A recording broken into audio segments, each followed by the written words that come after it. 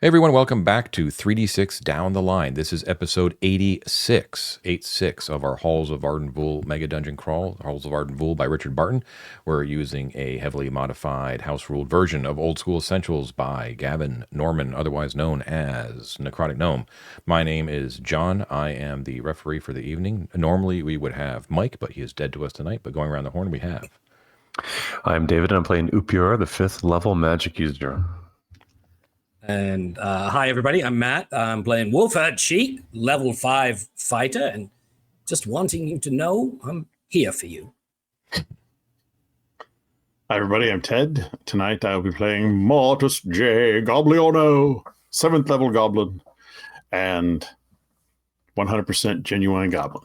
Right on. Ted, you did a nicety for the folks in the community. Why don't you explain what they can check out? I did a thing in the YouTube comments and also on our Discord in the chats. There have been a lot of requests for a how does our treasure tracker work, as well as a few other sort of bookkeeping things we do. But that's the one I decided to solve first. So I created a sample treasure tracker that's posted on our Discord in the resources section. So if you're curious and you're in the Discord, you can check it out very easily. It's just a Google Doc, and you open it up, and you can just copy it and create your own treasure tracker and modify it however you want, but you'll see how we're doing it. And if you're not in the Discord, this is an excellent reason to join. Indeed, and it's free.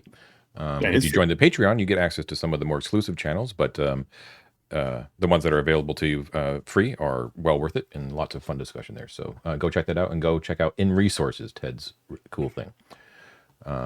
Okay. Let's begin, shall we? Okay, so we are on the 14th of Jelenios. It is about noon underground, where it does not matter. You guys are in the Beastman compound, which has been recently basically flushed of most Beastmen that are alive and well by Neferet, the greater mummy and owner of the Iron Circlet of Gonor, that you did not finish the first time you met her, and now she is wreaking havoc across the halls of Arden Vul. So you have encountered a lot of corpses. You've encountered scared beastmen children. You have encountered those corpses risen and reanimated as undead and fought them.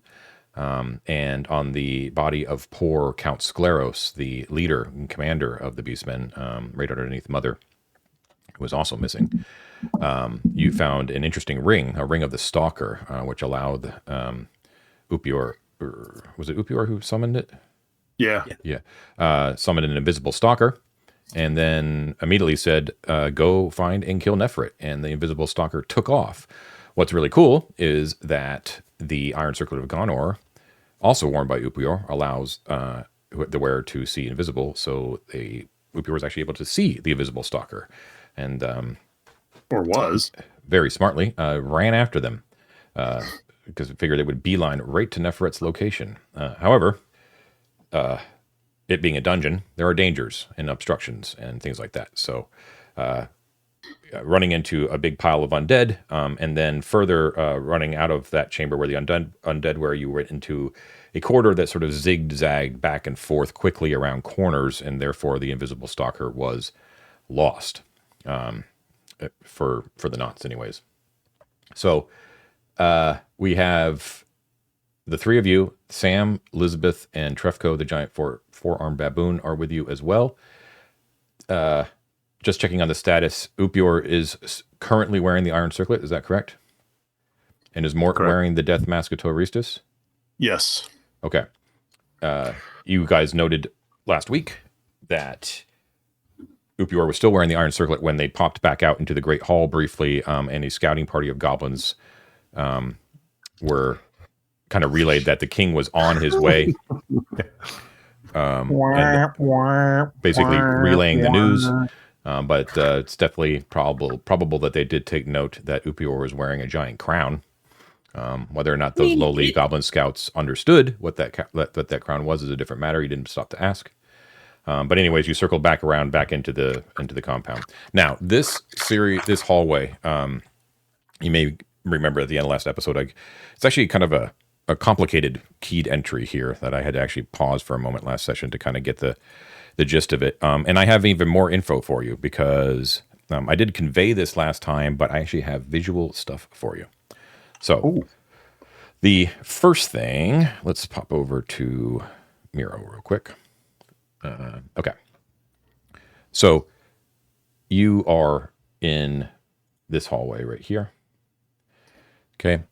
So first of all, you notice that there was a large tapestry that was obviously of Setite make that was hanging on the western wall immediately beyond the chamber that was filled with undead, and that was concealing an opening into what appears to be this sort of enclosed room where the beastmen kept all of their spellcasters. That room was littered with their bodies, and it looked like there was a great fire had scorched that area. But the room itself, besides that concealed entry behind the tapestry, only had arrow slits that sort of peered out in all of the other cardinal directions out of that room, that square room. Okay, the tapestry that was hiding that room from you was Setite in make, and the reason that you kind of know that is though most of the tapestry was made out of non-representative geometric forms. In the center of it, however, was one clear depiction, which is a waz stick. I'm pretty sure I'm pronouncing that correctly, but I'm not really sure. But it's an ancient Egyptian scepter of sorts that sort of has a stylized set animal head on the end and the set animal's forked tail on the bottom. And lo and behold, because I'm cool, I did a Google image search and and posted it. So if you zoom out, players, go to your picture handouts. To the right of the items, sort of there below the maps, is a depiction of a waz stick. Okay, so that's an actual one on the right, and that's a depiction of an ancient Egyptian holding an ankh and a waz stick in their hand, as well, to kind of see kind of what it looked like and how it was depicted. It's like a fireplace poker. Exactly, yeah, but its definitive traits is that it's actually a stylized set animal.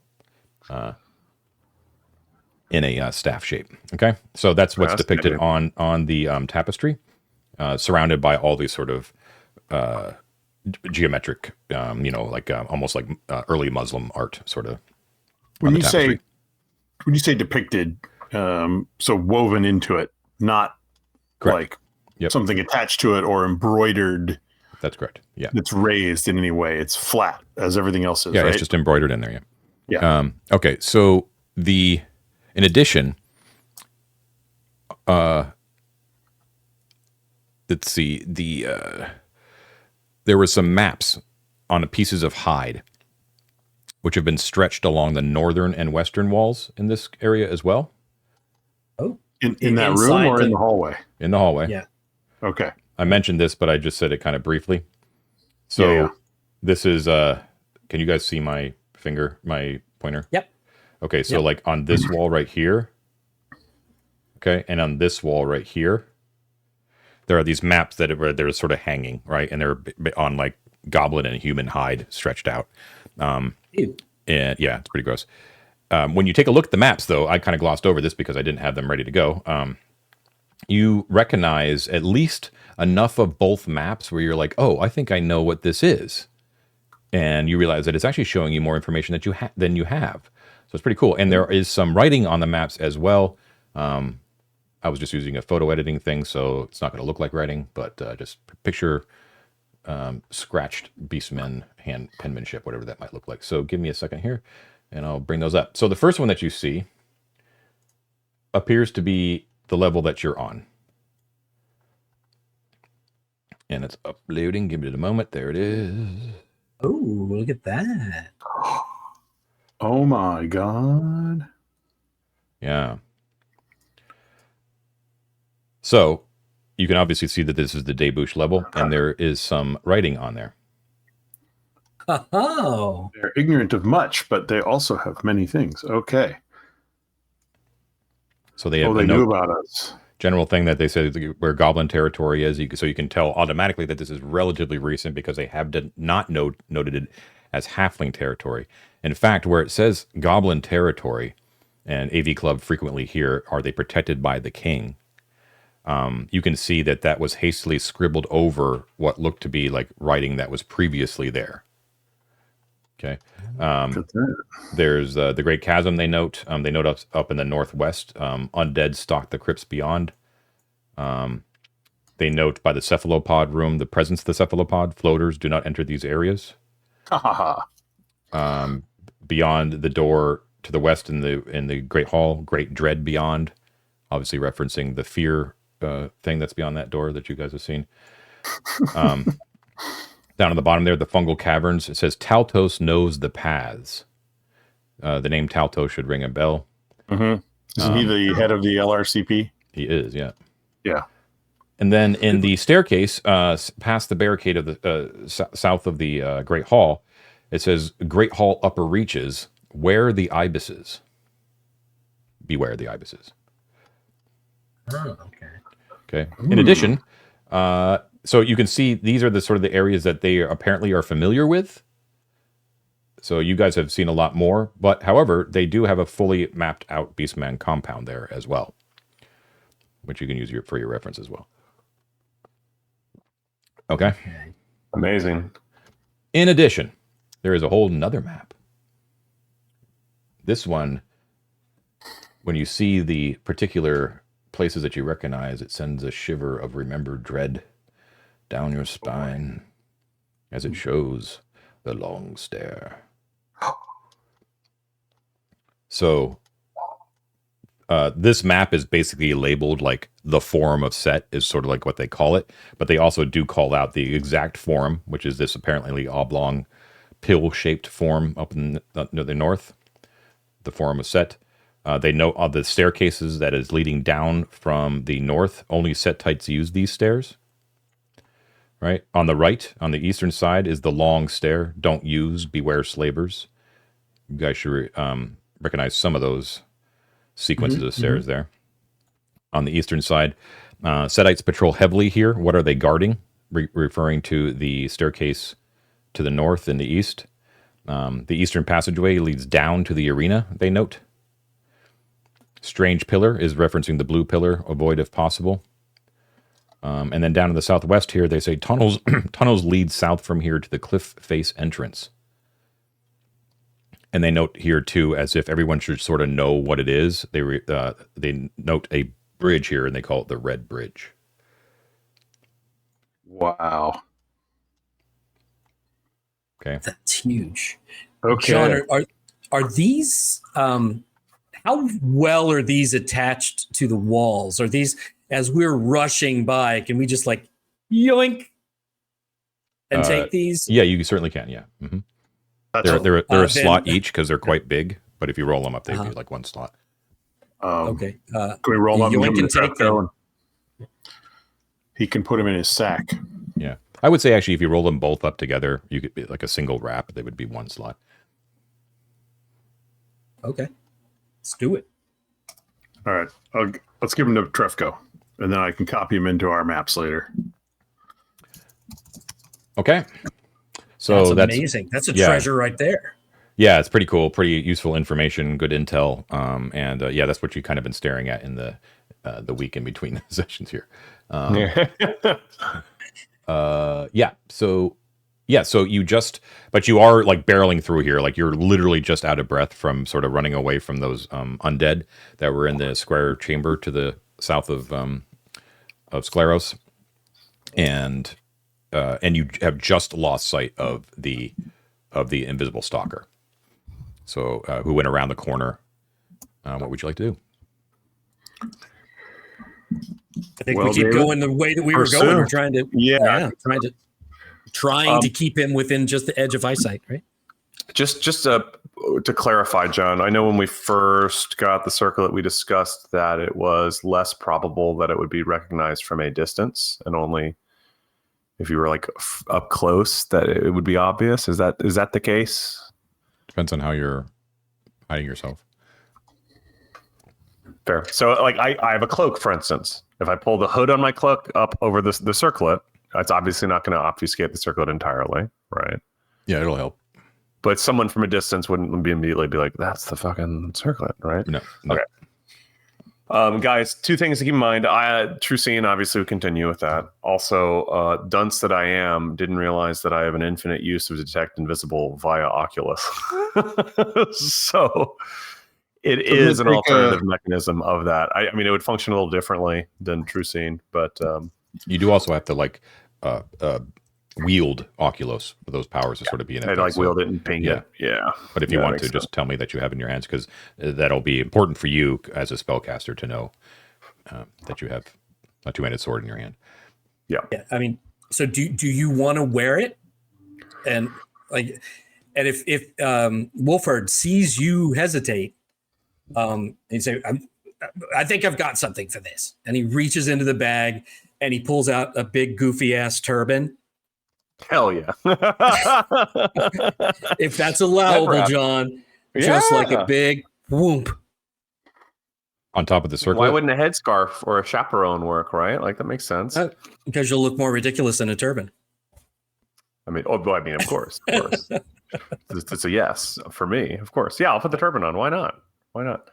If that's allowable, John, then I would definitely do that. Yeah, that's fine. Not a fancy one. We can add. We can take the Ma'at feather and stick it in there. There you go. There you go. Proper genie. And I love it. Can the sack produce plaid turbans? I mean, is that... I think that was just assumed. Yeah. Okay. So what do you do? Okay. Of course. We continue at a breakneck pace in the same direction, hoping to catch the stalker in our sights before he's totally gone. Or they are totally gone, I should say. Okay, so Ted, you can probably use the map that you found at the Beastman to kind of fill out what room you're about to go in. But that large room is quite obvious when you run into it, is Dog Company's room. You can tell by the banner that's hanging on the wall, on the eastern wall when you kind of enter in from that side. It's a tattered banner featuring your mailed fist. Hanging from it are some small fetishes like you saw in, I believe it was Porcine Company's thing as well. Equipment, fragments of equipment, bone, a few slips of parchment, that sort of thing. Fetishes, basically. The room is 30 by 40. The room is Spartan and neat. There are well-ordered bed mounds that are surround a trestle table in the center. There is also you kind of come to expect this now in some of these chambers. There's a communal stone chest along the north wall. There's a stone water barrel as well. And there's a weapons rack, which is the only item of furniture that actually seems to be in any sort of disarray. It is obvious that was handled in a very rapid fashion. Sort of off kilter. There's a few random weapons still sort of hanging off of it. The other thing of note that's a little bit different than the other company headquarters is that there is on a ledge in the southern wall, there is a shining golden idol of Anubis, the god Anubis. So with a human body with a canine head whose mouth is open, displaying sharp teeth. Should be clear, though, I just want to point out that even though I describe it as a canine head, that there's a difference between Anubis and Set. Those are two different gods, right? The Set animal I kind of describe as dog-like, but it is a very, I guess the closest thing it looks like is a dog, but there is no equivalent in the real world. Anubis, however, has the head of a jackal. It's very obviously a jackal. So it's very clear to your characters, even if it's not clear to you, the difference between Anubis and Set in representation. But they look like they have it in a place of honor on a recessed ledge in the southern part of the chamber. And it's also so you've been to Sheep Company, you've been to Porcine Company, and now you're in Dog Company, the canine conturbs. And you can tell between those three that this one is by far the largest and also the most well-ordered, most well-disciplined. Okay. There good is, yeah, good boys, exactly. And there is a door where Ted drew it, which leads directly west and connects to the middle barricade on the eastern part of the Great Hall. John, the statue of Anubis, would you describe that as like one slot of golden statue? Yeah, several. Yeah, it's not that large. It's not like real life size. It's like a little. I'd say it's probably about a foot tall. I'd say. Wolford will grab that for services rendered. Okay. Drop it in his pack. Very good. Do I need to know a page number for this?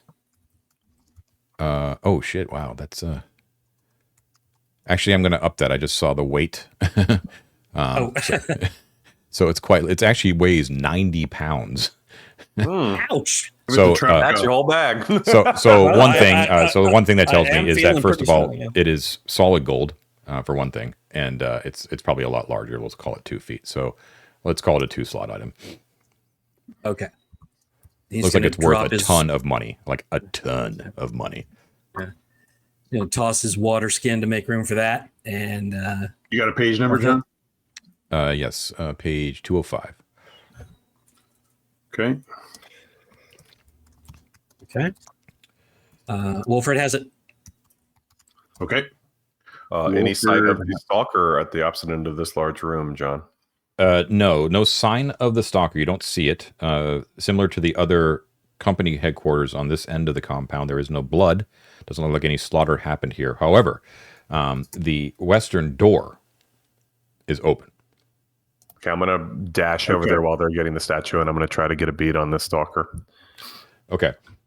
As you peer through that sort of opening that's at head height, that's, you know what I mean, like where they can shoot arrows over through the barricade. When you peer over quickly, you just catch the stalker slipping through the opening, the double doors to the west, and slipping through, and then disappearing. The double doors back to Goblin Town. Yeah. Yes. The stalker as well so it's invisible, and it, even when you're seeing it, Upior, when you're actually seeing it for what it is, it appears like how the predator looks whenever they kind of spot it, where it sort of warps light around and kind of is like its vague shape around, you know what I mean, where you can see it when it moves. That's kind of what you're seeing. So it's still like completely transparent, but you can kind of see it when it moves. And the way it moves, just to confuse my monster movie metaphors, is it moves like the dog alien from Alien 3. Interesting. All right. So it's like on all fours, and it uses verticality to its advantage to avoid obstacles and to move as quickly as it possibly can. Well, I'm gonna full speed ahead to those doors and make sure that turban's tied tight around the circlet and my hood over it if I need to, whatever I can. Okay. Oh my goodness. So I will say that if you're doing that while they're acting, so if you're going to continue on as a great speed to try to keep it in sight, then you will be leaving the other guys behind as they take the golden idol, as they roll up the maps, all that sort of stuff. That's going to take like a turn. So you have to. Can Sam stick with him? Probably, right? Yeah, Sam would run with me, maybe. And yeah, because Morton Trefko got the maps while Wolford grabbed the Anubis. You can also just retcon it and say you're going to leave that stuff. The invisible stuff is more important. I'm confident Upior can handle Neferet with alacrity and authority. I got it. Don't worry about it. So wait, just to get the scale of this decision, if we're taking a turn to do this, Upior's going to be long gone. We are going to have no idea where to go at all. We're going to rush out of this room. He will have been gone for 9 minutes. You will probably have the indication that they probably went west through those doors because the doors were open when you shut them beforehand. But I'll that's say it. this: I have 10 pieces of chalk. Sorry, I didn't mean to cut you off there, John. Go ahead. What were you gonna say? I'm done. Knowing that if we're separating, I have 10 pieces of chalk. I'm gonna get like a piece or pieces and like kind of like crush them in my hand. I'm gonna like cast chalk powder at any point. Why not just draw on the wall as you run? Or I could draw on the wall. I guess that's true. I guess I could use the chalk as it's intended. Yeah. So that's not in his idiom, Ted. Come on. I know. Anytime, I know, right? Like, I just wanted to crush something. Okay. I know. It's not like I'm a professional artist who uses tools like this in the normal manner. But no. But yeah, I'm gonna basically, I'm not gonna like draw the entire time like Harold and the Purple Crayon, but I'm gonna like, like in an obvious way, like notch as I'm going at junctures. Okay, Yeah. so so you understand the import of this decision. You are officially splitting the party. Yes. And the end result of that, hopefully, is that David, for all intents and purposes, forget about retainers, is going to meet up with Neferet alone. Is that what you decided to do in return for getting a couple of maps and a golden idol? 90 pounds of gold, which is why we're here. I mean, you put it I'm just making that clear. way. You put it that way. You can. I started. I know. I started having hesitations when you say that was going to take a full turn. The maps are great. I'm thinking it's going to take the Beastmen a while to come back here. Right. How many Upiors do we have? We have one Upior. What? How long does it take to get an Upior up to Upior's level? And not just that, there's thighs. Just imagine the size of the thighs that we could lose. Well, 90 pounds of gold. We come back and get it. All right. I already wrote it down on the treasure tracker, man. Well, Oh my we can gosh, put it you have in. to highlight and press delete, Ted. Can you handle it? I'll tell you what I'll do. I'll highlight it and I'll change it to a different color. Yes. Purple, Here's the red. thing, right? There we go. If he happens to catch up to her, and the stalker and her are fighting, we're losing an opportunity. We're losing our get a ray moment. That's going to be our get a ray moment. Okay, fine. Get a ray. Go for it. We're right behind you, David. For what it's worth, we don't have to agree on this. But if I get a bead on her, I'm throwing a bead of force to trap her in a sphere for 10 minutes. It's probably immediately what I'm going to do is just right as fast as I can. If you still got to keep up with an invisible stalker, which isn't stalking. The first thing I got to keep doing is Okay. So we look at the maps as we run by. Oh, pardon me, that looks very nice. And then that was 90 pounds of gold. Okay. Yeah. You probably do stop it, but then you hear Upior call out from the west. Oh my God, I see it. And then you're like, fuck. And then you run. I go. Oh, there you go. Hey. Okay, so the Great Hall is basically empty. There's nothing going on here, and no blood, but no goblins either. So you rush back out into the receiving area to the west, and there's only one place that it could go, as far as you can tell. As you round the corner, Upior, who's taking the lead here, unless someone tells me differently, do tell me differently, since you do have a soft mage up front here. The quarter heads to the north, and you can see right as you turn the corner, Upior, that the door at the far end opens, and you see something slip through in the darkness. Okay. Well, now just to clarify our speed, Wolford and Lisbeth are both at 120. Ted, how are you? How's Mort? Well, Mort is at 90, right? Still at 90, yes. I'm not actually sure of Trefko's speed. I assume, John, he has a strength of 18 or something. You didn't give us his strength stats, but the amount of stuff he's carrying, on the item list, I can start at the top of the sheet, right? Yeah. Okay, so Trefko's moving at 120 as well, but Mort is at 90. Okay, so for the purposes of the chase, Mort, you're just gonna be behind and not negligible, but I'm not gonna figure it out by counting. No, I get it. You're just behind. He's got short little legs anyway. He's gonna bring up the rear. Yeah. Okay, so you book it as fast as you can. You guys are running basically full out. The stalker is also moving with a scary sense of purpose through that door. So you continue following it. The barricade has been swept aside, of course, and you can see the stalker moving through that area, through the northern. It looks like it is making a beeline for the debouche. John, do I have the capacity to cast while I'm running? If I wanted to cast Phantom Armor on myself, or would that take up too much time? No, you would have to. You can't really move and cast at the same time. Don't worry about it. Yeah. No so worries. yeah, you rush into that northern corridor and you come out into the great eastern western corridor that connects the three mysteries of Thoth. The magic mouths immediately sound off. They actually do in front of you as the stalker kind of triggers them, and you can see the stalker is going directly along the slanted passageway to the northeast and out towards the debouche. You continue. I do indeed. Okay, you burst out into the debouche. Now, when you come out into the debouche, there's a lot of activity, like the normal amount. You see some of your companions, and you see a bunch of the goblins are there as well. None of them look chuffed. None of them look like they've been disturbed in any particular way. They certainly don't see the invisible stalker. There's no evidence at all that Neferet caused any sort of damage here. None. Zero. Yet the stalker comes through here as quickly as it possibly can. Now, did my warning help them at all? Do they look armed and prepared?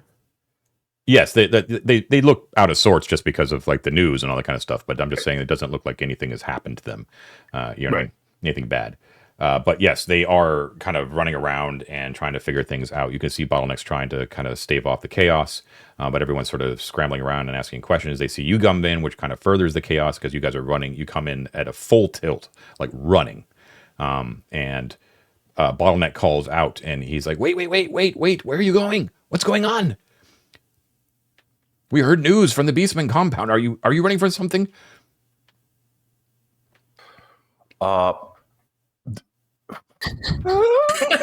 If you want, David, you can He's say, a little out of breath. ask Mort. He's right behind me. If you want, What's that? What was that, Dad? Sorry. you can just tell him, ask Mort. He's right behind me. Yeah, I mean, I don't know if we want to tell them we're chasing Neferet. I'm just saying, you don't have to decide what you want to say right this second. If you want to hand it off, you can hand it off. Sure, I'll hand it off to Mort. Why not? Okay. But you're okay, and you guys go. Wait. Right, running by more as you come barreling in a couple seconds later into the debouchement. You see Bottleneck like he was staring north, like following the rest of your companions as they kind of move in that direction. Then he whips his head around when he sees you coming from the south, and he quickly snaps his fingers, and another goblin hands him a piece of paper, a piece of parchment, and he's like, "Mort, wait!" And he's like hands it out like a relay baton as you're kind of moving. I'll grab it. And I'll say, hide your women, hide your sisters, everybody run. There's something in the dungeon. We're going to kill it. What follows you? We follow it because we are the AV Club. And he, as he calls out, as you're kind of moving through the chamber, he's like, that's a summons from the king. Oh, I'll hold it up as I run and read it. He doesn't like to be kept waiting, he says as you truck north. I'm on it. Thank you. Okay. So, and they all turn to watch you guys move to the north, past the great statue of Thoth, and to the northwest. Now, as you approach this Upior, as a stalker approaches it, Upior, you can see that the stalker actually moves through the open door to the northwest, and that door is normally kept shut. Okay. And as all eyes of the goblins follow you in that direction, you hear a couple of them sort of exclaim and murmur to themselves that door is supposed to remain shut. Why is it open? Okay. I have a suspicion. No doubt. Oh, All right. Okay. I say, who hasn't manned this door properly? And as I trail off in the distance. Bottleneck yells out, there should be a patrol beyond. Oh, well, let's find out what happens. We're about to find I them. hope you went real close. Yeah. Why do you say that? Yeah. John is No reason. Sorry. It's hard to pace because it's like the camera with John being frozen for us means I'm like, I don't know when when the moment is. So all I was gonna say is there any indication that the stalker is slowing as if it's approaching its target, or is it still the same clip? Like, is there any pace change at all? Okay. No, it never stops. Onward. Okay. You continue forward. It moves through the northern door. As that door opens, you can see it immediately disappears to the west, and you can hear another door open there. And the glimpse that you get before you kind of run into it is you see that there are bodies on the ground. To the west, into the room with the columns, right in the intersection of that main intersection there with all those doors. Oh, the intersections where the bodies are. Okay. Yeah. Do you approach with caution, or are you slowing down, or are you continue to run as fast as you can? I'm gonna continue to run, but I do want, if the Invincible Stalker is continuing, Yep. But I do want to, like, as much as I can at like a breakneck pace, try to take a bead on like the first read scenario of these guys. Are they like bled out? Is there a way they're all facing to defend or a strike from, and then they fell dead? Is there any sense? Do I get any sense of like the makeup of that exchange, or is it too hard to tell? Prior to you arriving, or when you actually arrive on the scene? As I run through it. As you move through. Okay, yeah. So you emerge through that door into that middle of that intersection. The first thing you note is there's doors in all cardinal directions, right? When you kind of enter there, you understand where we're at? Yeah. Yeah, we're right here. Yeah. So the door to the south that you came through is open. The door to the north is closed. The door to the east is also closed. The door to the west is open. All right. You can see in the forechamber of the Ma'at chamber, you can see the invisible stalker, and it's passing through that chamber and heading directly west. All right, as you kind of step in amongst these bodies. The bodies, as you whirl around to the west, are clustered here out in the open. Some of them propped up against the wall. There is blood spattered everywhere, and they are all appear to have suffered mummy rot. They're all goblins, 4 of them. Yeah, and they're actually dead. They're dead. Yeah, everybody's dead. Mm-hmm. Slaughtered horribly. They look like they died in horror and pain. All right. You guys going to keep moving through, and I'll bring up the rear still, right? Yep. All right. So when I get to that and have to step over the corpses without touching them, I will holler back down the hall, telling the goblins to burn the bodies. There is disease here, and then I'll keep going.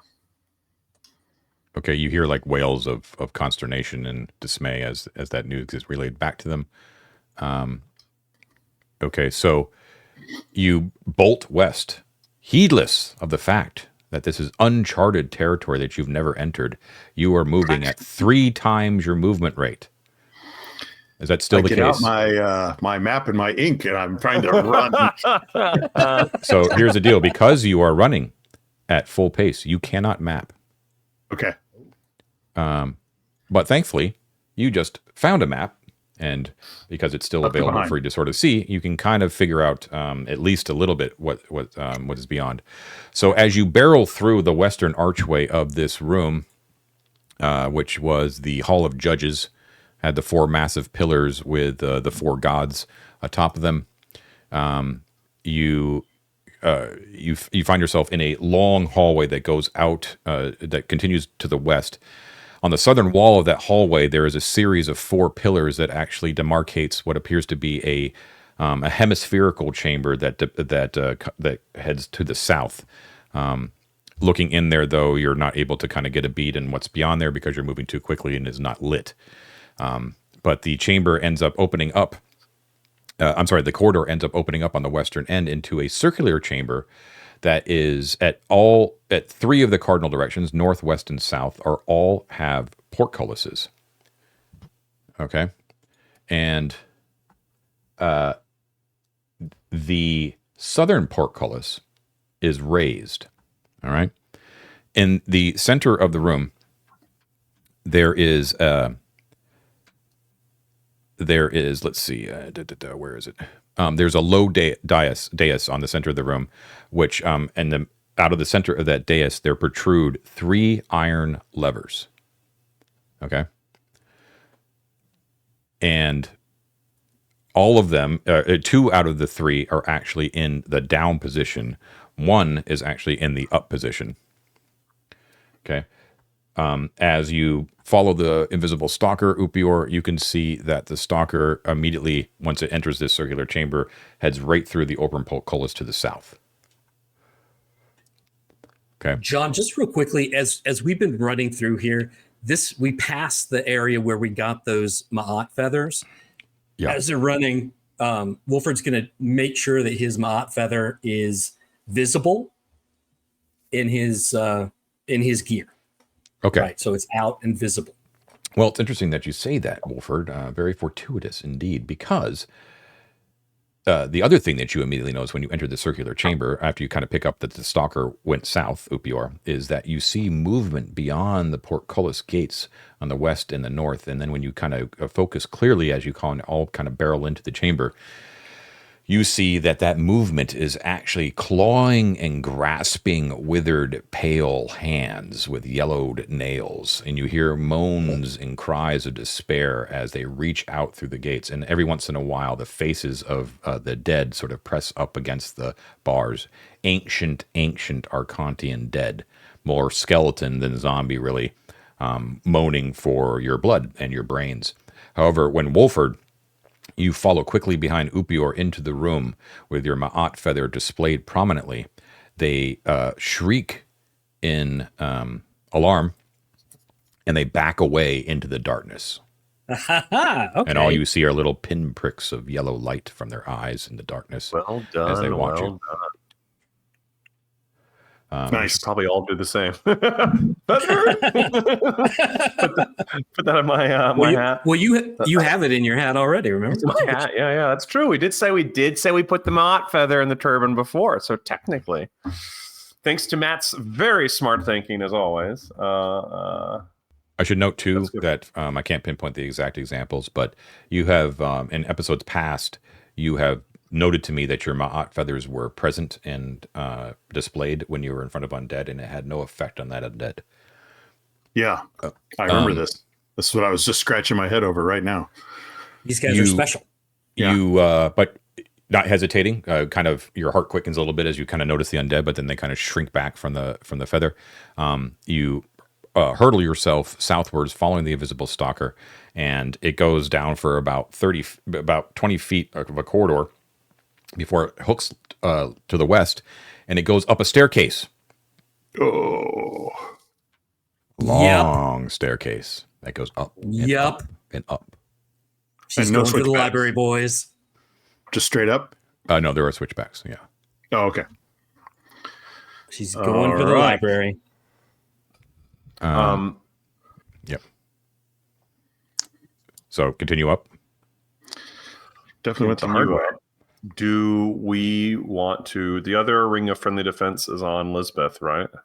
Mm-hmm. Is there any value in us triggering that? So if I'm at the 4, I'm invisible. So if I do stumble on her, there's like a brief moment of me not immediately announcing our presence. If y'all are a few bases behind, or is that too disabling to Lisbeth? I'm not really sure what the trade-off. I would imagine that would slow her down quite a bit. Yeah, and that's plus I think we are turns behind Neferet. Top of the stairs, you might want to rethink it, but right now I don't think it makes any sense to slow Elizabeth down. I think you're right. Okay, cool. Just wanted to throw it out there. If you're a little bit ahead, why don't you have some kind of code word or something that you holler out if she hears it instantly? Okay, I'll say Neferet. I was like, oh crap! No. Okay, so my spleen. You're moving extremely quickly because you're running at a full pace. So at this point, only a single turn has actually passed. So it's 12:10, and you start moving up the stairs. You're running upstairs. It's going to take a little bit longer just because it's a little bit more exhausting to just continually stay at that pace. But you move 125 feet up the staircase. Okay. Where do you end up debouching? Well, I would bet we end up in that area where we had naked, invisible Goran floating around. That's where my money is. So yeah, let me switching over maps here. For those of you who haven't heard that episode, I don't just randomly accuse Goran of being naked and floating around. There was a reason for it. All right, so players, yeah, if you move over to the left and bring up the Well of Light in the Howling Caves, you are indeed on that level. Welcome back to Garrelad territory, and you do indeed find yourself exactly as Ted described. You are on that staircase that a very nude dwarf discovered on his own at one point. So you're in the west. You're in the western part of the Well of Light area, and you come up to the top. You see that both of those doors are still open, and it looks very clear that. Actually, would you see? Yeah. So, I think with the switchbacks, Upior, you would probably lose sight of the stalker for a while. So when you come up to the top of the steps, it's difficult to tell because both doors are actually open. Okay, you hear nothing. Everything's dark. Neither one is like banging in the doing the saloon door thing. If I was moving at full speed, I wouldn't have lost distance on him. I just would lost line of sight. Correct. You lose a little bit of distance because of exhaustion of ascending a staircase for 125 feet doesn't seem to affect the stalker. Yeah, but it does affect you a little bit, and you were already kind of substantially behind it. You were never easy actually. thing for me to do is to turn heel and look down this long corridor to the south and see if I see it. You not. Sense, I'm going to look straight north and see if I see it instead. Looking north, you don't see it. No. Towards Iso's lab. Okay. I mean, south is the obvious. She knows where the library is. She's been on this level. I'm going to call sort of abstractly when you've kind of reached the top, when you reach this level, another turn passes. Yeah. And just so you know, Trefko is the one holding the torch. And he is keeping pace with you, Upior, but that torch is only going to last for another turn. And he cannot light a torch at a full run. Okay. Okay. Can we touch do we need to? I guess we need to stop running to touch a new torch to the old torch. Yeah, basically, yeah. Okay.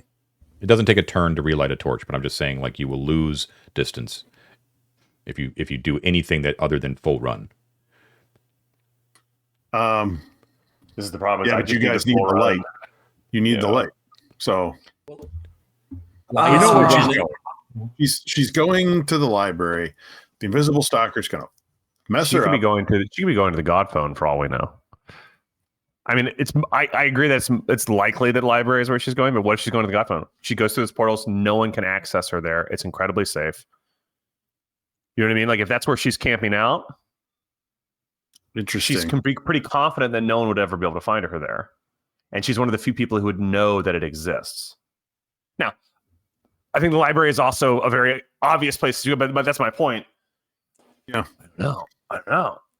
So I do assume, unless she went to the evil box that we never figured out the purpose of, and like north and west, that probably she went south. I also want to be making sure that you're aware too that the stalker is under no compulsion to follow Neferet's path. His compulsion is to kill Neferet. So he's going as fast as he possibly can. The most direct route that the stalker he doesn't know. It's just sort of magically coerced. Sure. So don't assume that you're following Neferet's path necessarily. Although I've been giving clues as to such. Yeah, we've seen a lot of blood. Speed. Yeah. Which could, for instance, imply that she's on a whole other floor, right? And that we're going to continue to ascend elsewhere, and it's not Pleasure Town and shit. I don't know. I mean, like, I don't know the limitations of the ring. I don't know if I can cast it again, et cetera, et cetera. It's possible I can, but I probably need to rest. So if we lose her, we can try to use it again. But give him slightly different instructions to take me to Neferet at my walking pace and then kill her. Yeah. Let's take a kill Neferet, but don't go too fast. This is actually time for our first break, so this is actually a good time to actually take a moment and kind of assess what you want to do next, as the stalker is nowhere to be seen. We will be right back. All right, we are back. Bladders empty, beers full. Okay, so when you're at the top of the staircase and you're looking both directions, Upior, with Trefco's torch overneath your shoulders, it shines light into the square chamber to the north. You don't see any signs of the stalker. However, what it does illuminate is that there is actually a faint light source in the room already, which I don't think I don't even think Mort has seen this room. Now that I think about it. Sorry, which room? Maybe Mort did whenever he was a retainer to Squeegee. I think you may have seen it, Mort. But anyways, regardless. Anyways, this square chamber to the north, there is what is obviously like a cross form in the center of the room, which has I'm sorry, that's not glowing. What you're sensing is there is a low pulsating light that's coming from the western corridor in that square room, and it's faintly sort of shining into that square room. Again, you're not in the room, you're approaching it from the south, but I'm still assuming that I actually don't know. Do you stop your running now that you don't have a stalker to chase? I need to. We got to light a torch. We got to light a torch. Not only that, but running like this blindly, we're going to make a lot of noise. We're going to attract anybody who's around. If we've lost them anyway, I mean, we think, right, that we think she's headed for the library because she wants Hellas, and that's where he was. We don't know if she knows about the secret one or not, but that's more than likely where she's headed. However, there are things that we can check to make sure. Like we can look, like with an investment of 10 or 15 feet, we can look up, peek to the left, right, peek to the west, and see if that locked gate is still closed. That's what I was going to suggest. Same thing. Look, and then while we're there, look behind us the other direction. If you see a freshly killed monkeys, then she went that way. But I think John, I have a thought.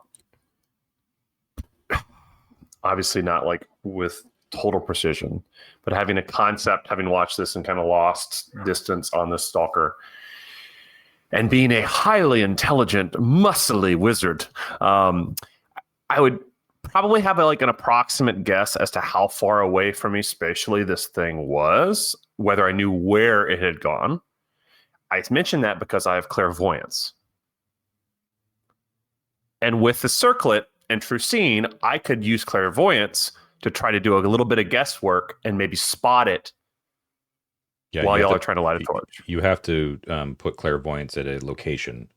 Exactly why I'm asking about the space. Yeah. So this is the guesswork I'm talking about.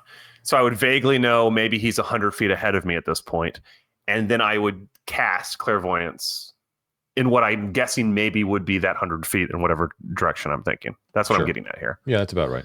Or you could pick an intersection that will definitely lead you to the Hellas library space, right?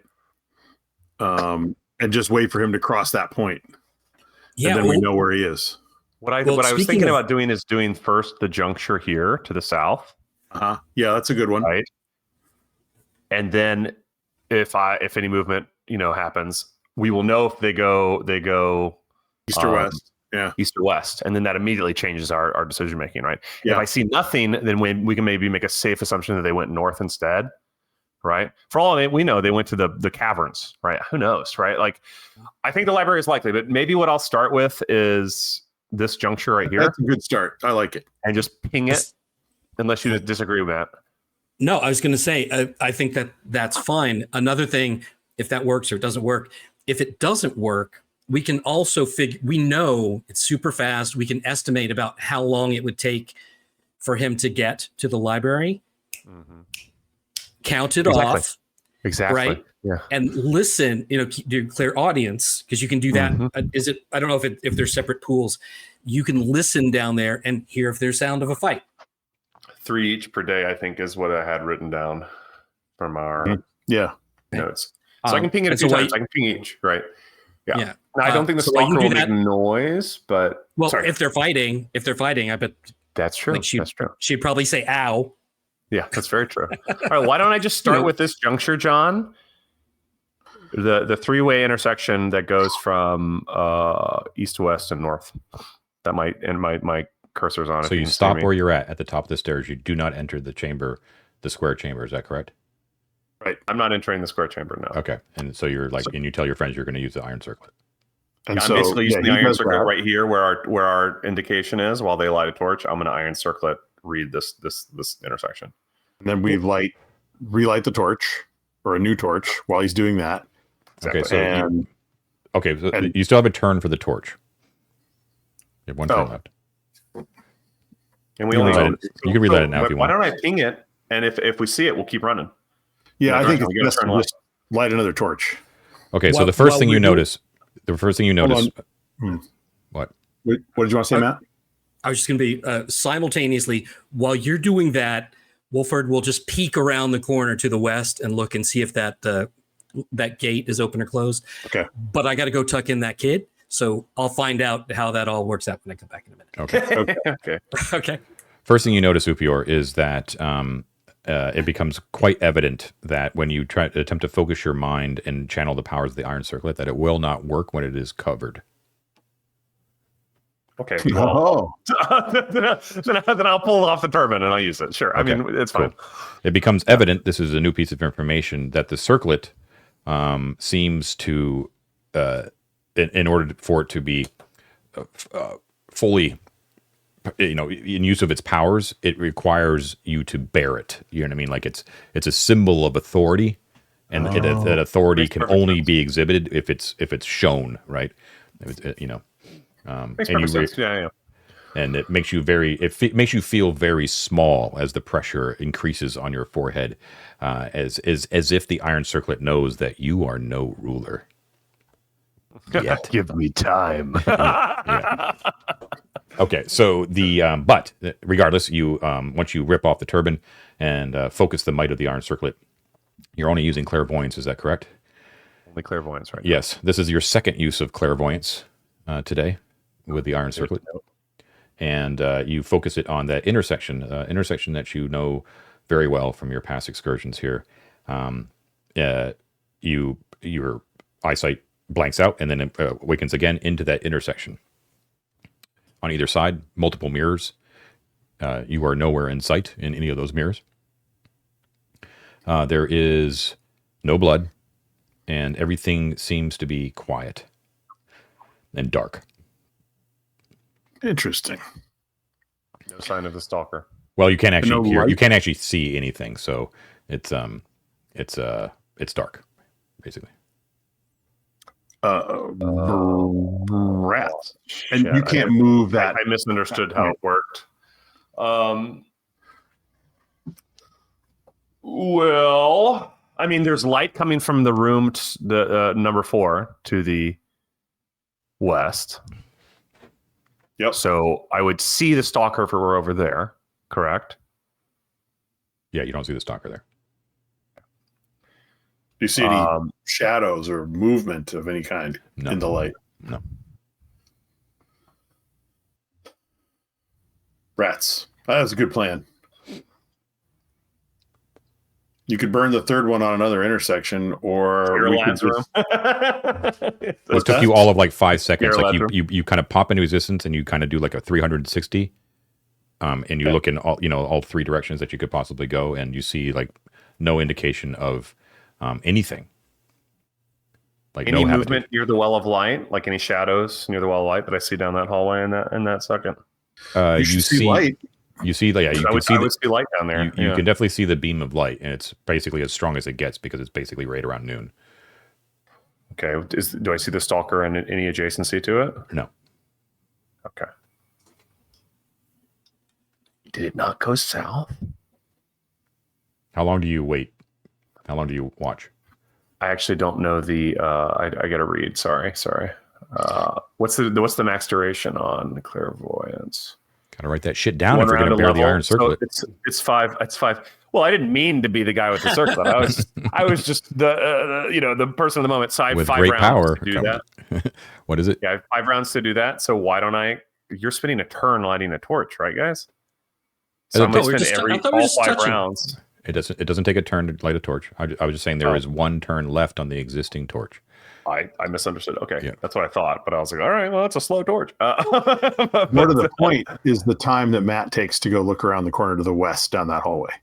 Yeah, I have 5 rounds I can sit here and watch, Matt, and so might as well, right? Yeah. So I'm gonna sit and watch 5 rounds and keep an eye on any silhouettes moving near the well or the God phone direction to the west. John. Okay. Let's switch it back over to Wolford real quick. Wolford, so so you have to, if you want to peer down the western part where there's the pulsating light, you need to step into that square chamber. Are you going to do that? Well, of course I am. Are you sure? That's why I'm here, isn't it? Of course I am. Okay. Am I sure? Of course I am. Okay. So again, you are in a room that has only been trod by the bare, wide feet of a very naked dwarf. And He was gaseous. yes, so the room itself has egresses in all 4 directions. In the direct middle of the room, there is it's inlaid, so it's stone floor, Arcantian, but inlaid in the floor in colored glass is a set of cardinal compass points. Okay, so it's in colored glass. But there is a low pulsating light at regular intervals that is emanating from the western corridor. And right by that, I think it's a portcullis. Box, right? Yeah, so there's a portcullis right there. And right next to it on the western wall is a iron lever that is in the shape of an ibis. Yep. Okay. Is the portcullis closed? And the portcullis is closed. In addition, to the north, Wolford, you can easily see as you kind of step into the chamber, even though it's not where your attention is focused, but you can easily see down to the corridor to the north that that door is also shut. All right. Okay. When you peer westward, you see that there is what appears to be a 30-foot long corridor leading to the west, and it opens up into a square chamber. Again, you're peering through the portcullis, and you can see that there's a square chamber there, and in the center of the room, there is a small carved ivory box, about 18 by 12 by 4 inches in size, directly in the center of the room. And that box has actually been, and even though it's pretty tiny, has been chained down onto the ground with iron spikes, keeping it taut onto the ground. In addition, in that room, there is 6 corpses, and they are all piled around the door to the south, which you guys have actually marked back in the day. Yeah. And that door to the south is closed. Yes, all doors in that room appear to be closed. See it. Yeah. Okay. All right. Well, that's a good sign. He hasn't gone this way. Do I see or hear anything if I look to the east? When you look east, you don't see. You see only darkness. However, at the very edge of your vision, like right at where that sort of door sort of opens to the south, that little room, you do see that just the beginnings of a blood smear on the ground at the very edge of your light, in the middle of that corridor. So glinting like fresh blood. Yeah, relatively. Yeah, the very edge. Now, at the same time as you're sort of scoping that around, you're just basically standing in one spot, sort of like looking around. Upior, with your clairvoyance, at the very end of that duration, which is about 30 seconds. Right, it's basically how long you have for that spell. Right at the end, like at the 25-second mark or so, you see the stalker. And it enters from the northern passageway that leads to the Well of Light. And it is barreling through the center of that chamber, through the well. It briefly disappears in the beam of sunlight real quick, you know what I mean? And then it kind of reappears in the darkness and moves southward. It just crosses your vision, just like, just.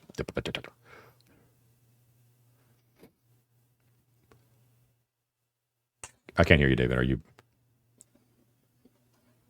You're muted, Yeah, I did my hand whistle and the whole shtick, and it was muted. So you all lost out. I said I'm going to go. Let's go. All right. I don't think there are birds down here. I don't think that's going to confuse anybody. Mort will. But all right. Pigeons get down to the well of light. Trefco. They kind of flutter down, What do you do, Ted? Mort pushes Trefco ahead of him and says, "Go, go, go, go, go." Which direction? Following Upior. South. So I say we go south, and it doesn't make any sense to go like the long way around and follow the exact path of the stalker. You saw him going south. We should go south. Well, and the key there is like, why did it go the long way around? Inscrutable magic. But I imagine it's possibly actually following Neferet at this point. It might be close. Yeah, maybe. All right. Let's make a beat south. I still think it's a good time to go with some caution. I agree. Yeah, I agree. Okay, so we're not just barreling. We're going to kind of sure Scooby-Doo tiptoe. Okay. I think that if it's going south, it's secret library or regular library or like Giralad's quarters. You know what I mean? Like, I don't know where else it would have gone. So that quadrant, but that we're getting into we're pursuing the xenomorph right now. we are entering into the Queen's Nest the minute we make it be down there. I feel bad for not remembering the exact state that we left the tunnel that we stone shaped. It's still there. It's just traversable. It's just a slot. Okay, so I thought. Okay, so never mind. Yeah. All right. Yeah. Well, let's make our way south. If we had a barrel of holy water, we could go on the other side and just pour it under. But yeah, I think let's save that. With the speed at which it's going, if it's going to clash with Neferet, it's probably going to do so very soon because there's not a lot of junctures, right? Yeah. Left. So if we are not running, I think I need to use clairaudience a couple times to figure out which room that is as we're making our way. Does that make sense? John, as far as moving fast goes, there's our 90, which is our full exploration speed. And then there's booking it like madmen. Is in the middle. There should be a speed where we're not, mapping and having to explore, but we are not being foolhardy either. Not really. No, I'm not going to. I'm not going to make gradations like that. I'll say this: you're either careful or you're not. Foolhardy or not foolhardy. Yeah, I think Matt's caution is wise. I will say this: we've gotten a very clear indication that this place is desolate right now. And in the pathways that we're going, we at least know from here to the Well of Light, there's no activity. Now, I could be wrong. I could be setting this up for a huge folly here. So I'm not saying listen to me. I'm just putting it out there that having spent time looking there, I know north, south, east, all of these passages that we are imminently about to do or run through. Right. Don't have people in them, but I think we have to be cautious once we get to the Well of Light area. Well, is my point. Clairvoyance is vision only, right? You don't hear anything. Clairvoyance is vision, clairaudience is audio. You can combine both. No, I know. My point here being, you stood in that spot with your magic vision and you saw no shadows. You did not hear the hooting and screaming of savage monkeys doing something terrible. He heard nothing. He only saw stuff. Yeah, that's what I'm saying. Correct. So we do not know that it's actually no activity. It's only no activity that you could see. 100%. No, okay. That's fair.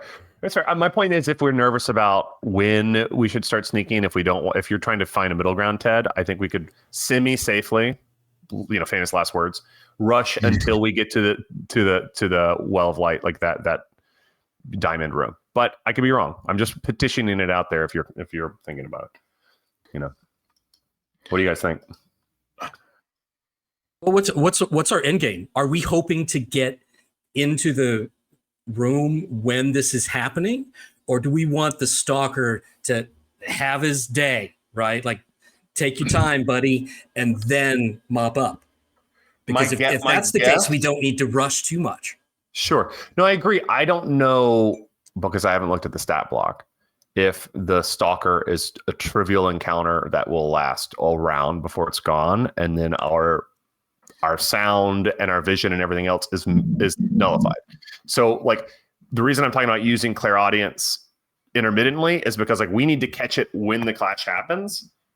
Hoping, I mean, I would love if it lived long, right? But that's my point, right? Like I have no idea. Okay, why don't we split the difference? Why don't we rapid pace to the that corridor going south? Yep.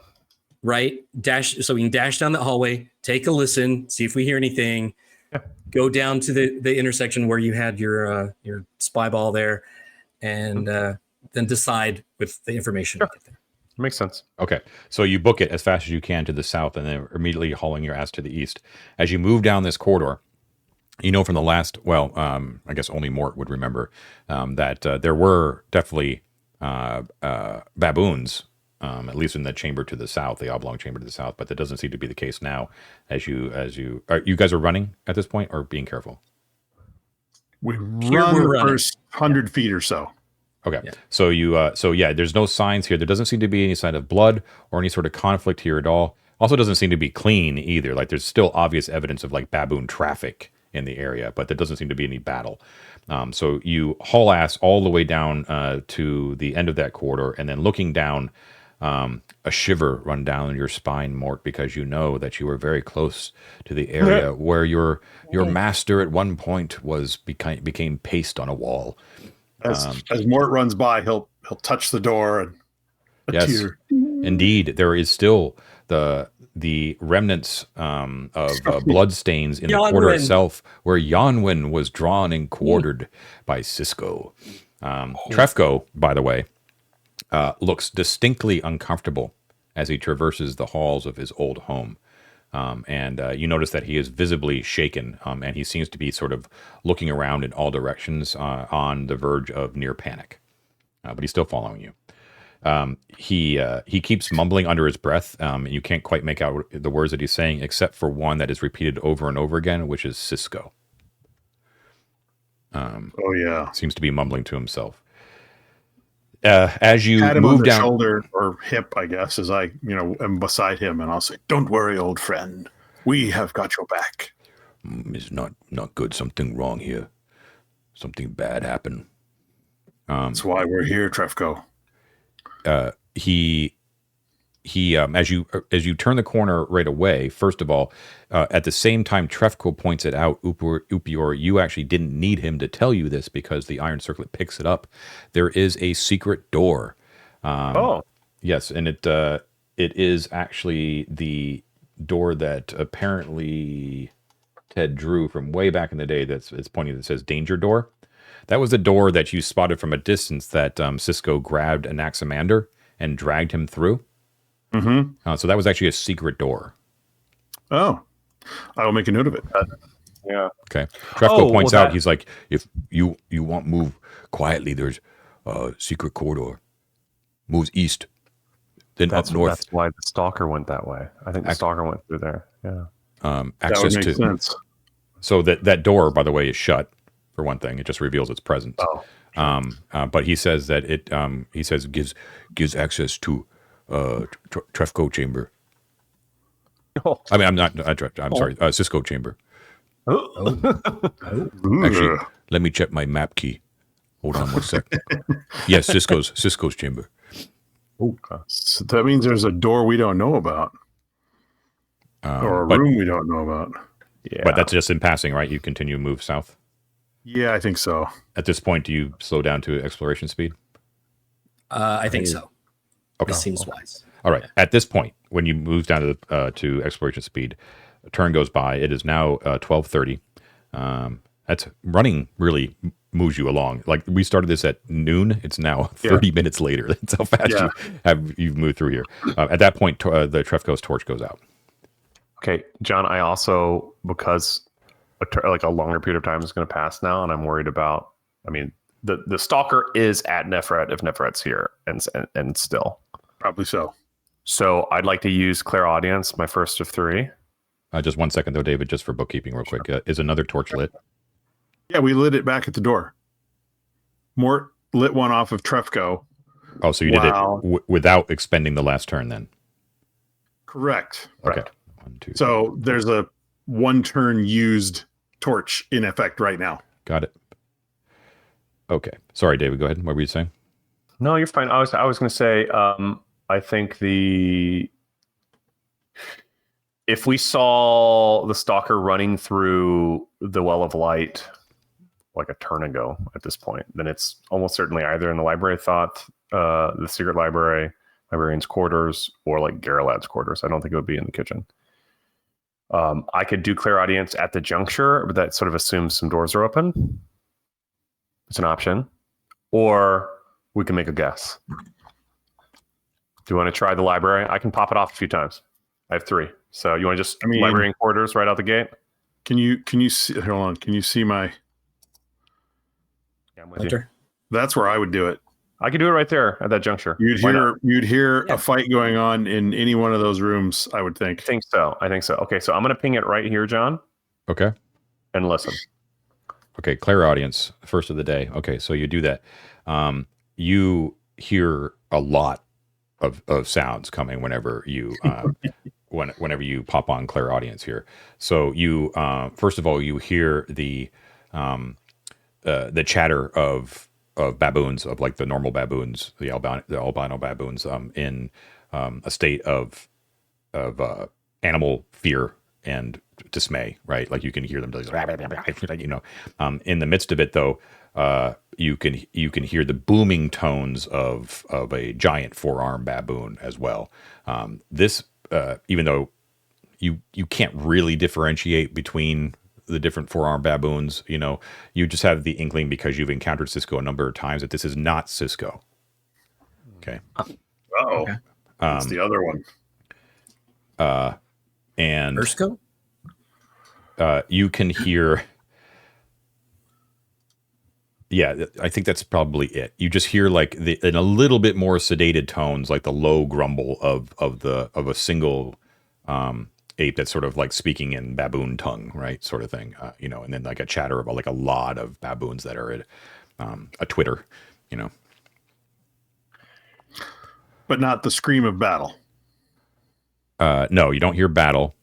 You do hear a couple of doors slam in rapid succession. It would appear to be in response to bellowed orders by the large baboon. In which direction do I hear those doors slam? Both east and west. Okay,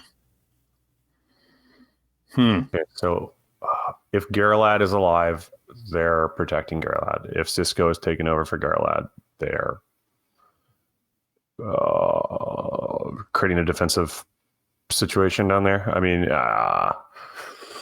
if something came swooping through and they all went, "What was that?" right, and ran into the fear thing, I can see where they might slam a bunch of doors and be like, "What the hell is that? I don't want anything to do with it." Okay, so after you listen for about half the duration, Upior, you can hear the giant baboon makes a hushing sound, and after a while he like yells, and then all the baboons get quiet for a second, and as everything gets quiet, you're like, "Fuck! What happened? Like, what are they doing?" You can hear faintly to the south, you hear a keening female wail. Okay, very, very faint. And you also hear that same wail mimicked by hundreds of voices. Oh, she forgot to be quiet in the library. You gotta be quiet in the library, boys. I love Invisible Stalker. I love it. Okay, all right, so gentlemen. I have a proposal, guys. Let's hear it. We're a little bit exposed right where we are right now. Yep. It seems like this might be something that might be able to just play itself out without us having to fight through an army of baboons to do it. Here's what I propose. Let's go south into the yellow hallway. It's number 2 there, I guess. It's just right below. It's the room we've come in several times. Let's go south in there, down to the pyramid room, and we can like check through the slot, right? Either within the room, around the corner, or down in the pyramid room. Either way, you can cast clairvoyance again. I think you have like 1 or 2 more, right?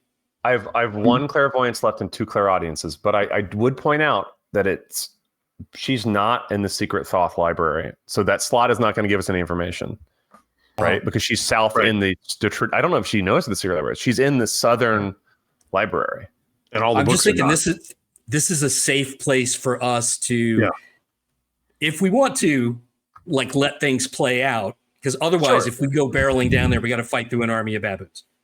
No. I hear you. I'm just saying I don't know, because we have like solid walls betwixt the pyramid room, the slot, and the secret doors in the secret libraries. I don't think we'll hear much, to be honest. Naturally, I'm inclined to agree. Matt's. I mean, I like the idea of saying, "Oh, this thing is happening, and there's a bunch of baboons between us and it. So maybe we hide." Nutty idea. Let's go get the disco ball and put it into the machine while no one's watching us. Fill the space full of light. Discombobulate all the gorillas. The baboons. Well, we have a lot of mirrors. The problem is we have a lot of mirrors to adjust for that to work, right? Because we haven't done any adjustment of the mirrors. And so the time it would take to do that would expose us in the same way that Matt's worried would happen with the baboons. Now, here's what I will say. Not that we should. But did John do something? The mirrors are in place. Yeah, I don't think we have to go around and like do the angles. I've never had that. 2 of them. Well, but that hallway straight to the south, we would probably fill with light. Then we should do that for sure. I mean, one, yes, I think that's a great idea. 2, don't forget I have mass charm. Oh, I did forget. I probably won't charm a 4-armed baboon, but I might charm a bunch of minions that give us a huge amount of action economy and can swarm, because it's a charm monster spell. Yeah. 3, just throwing magic stuff out there. Ventriloquism. Right, so I can make an alarm and magic mouth. I can create noises and alarms that are false, not to engage, per Matt's point, but to antagonize that conflict into happening if it's going to happen, right? Yeah. Or put the voice of Garrelad inside the library going, "Help, help." I mean, I don't know if I can mimic. Let me see. Let me see what the rules for. I can cast my voice or any sound he or she can vocalize. The Osric version is just my voice. Let me see what the OC version is. They might be different. They almost certainly are, but I have to look at both. Anyway, the point is, like, there's options. Why don't we go get the glass ball first? Here's the thing. I don't want to split the party, but no.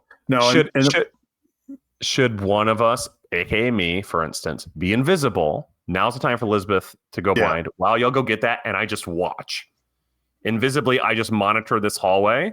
That's a good idea. So that I can signal you with the ring if they're starting coming out, and I just post up, like, around one of these corners watching. I mean, and I'm invisible. I use my boots to levitate so I can make no sound, and I just perch. I love that as a security while y'all are doing that. The disco ball thing, upon reflection, I would guess, John, it would take us like 3 turns. It'd take a little while to set up, yeah. Yeah. Which might not be a good use of time. It occurs to me. No, that's fair. Do we want to? So this is gonna, whatever's going down in the library is going down right now. Yes. 100%. Do we want to just go down across the hall? So we have our exit if we need it. Yep. Right. Give it a turn. Give it a turn or two, and then that might be the time to look in that library and see. Like, either she is now a library zombie person, or they're all with her, or she's dead or something, right? But this will give it a little bit of time for whatever that's going to be to play out. Which is why I was thinking if we're going to sit and wait and see what's happening, Mort and Trefco go get the disco ball.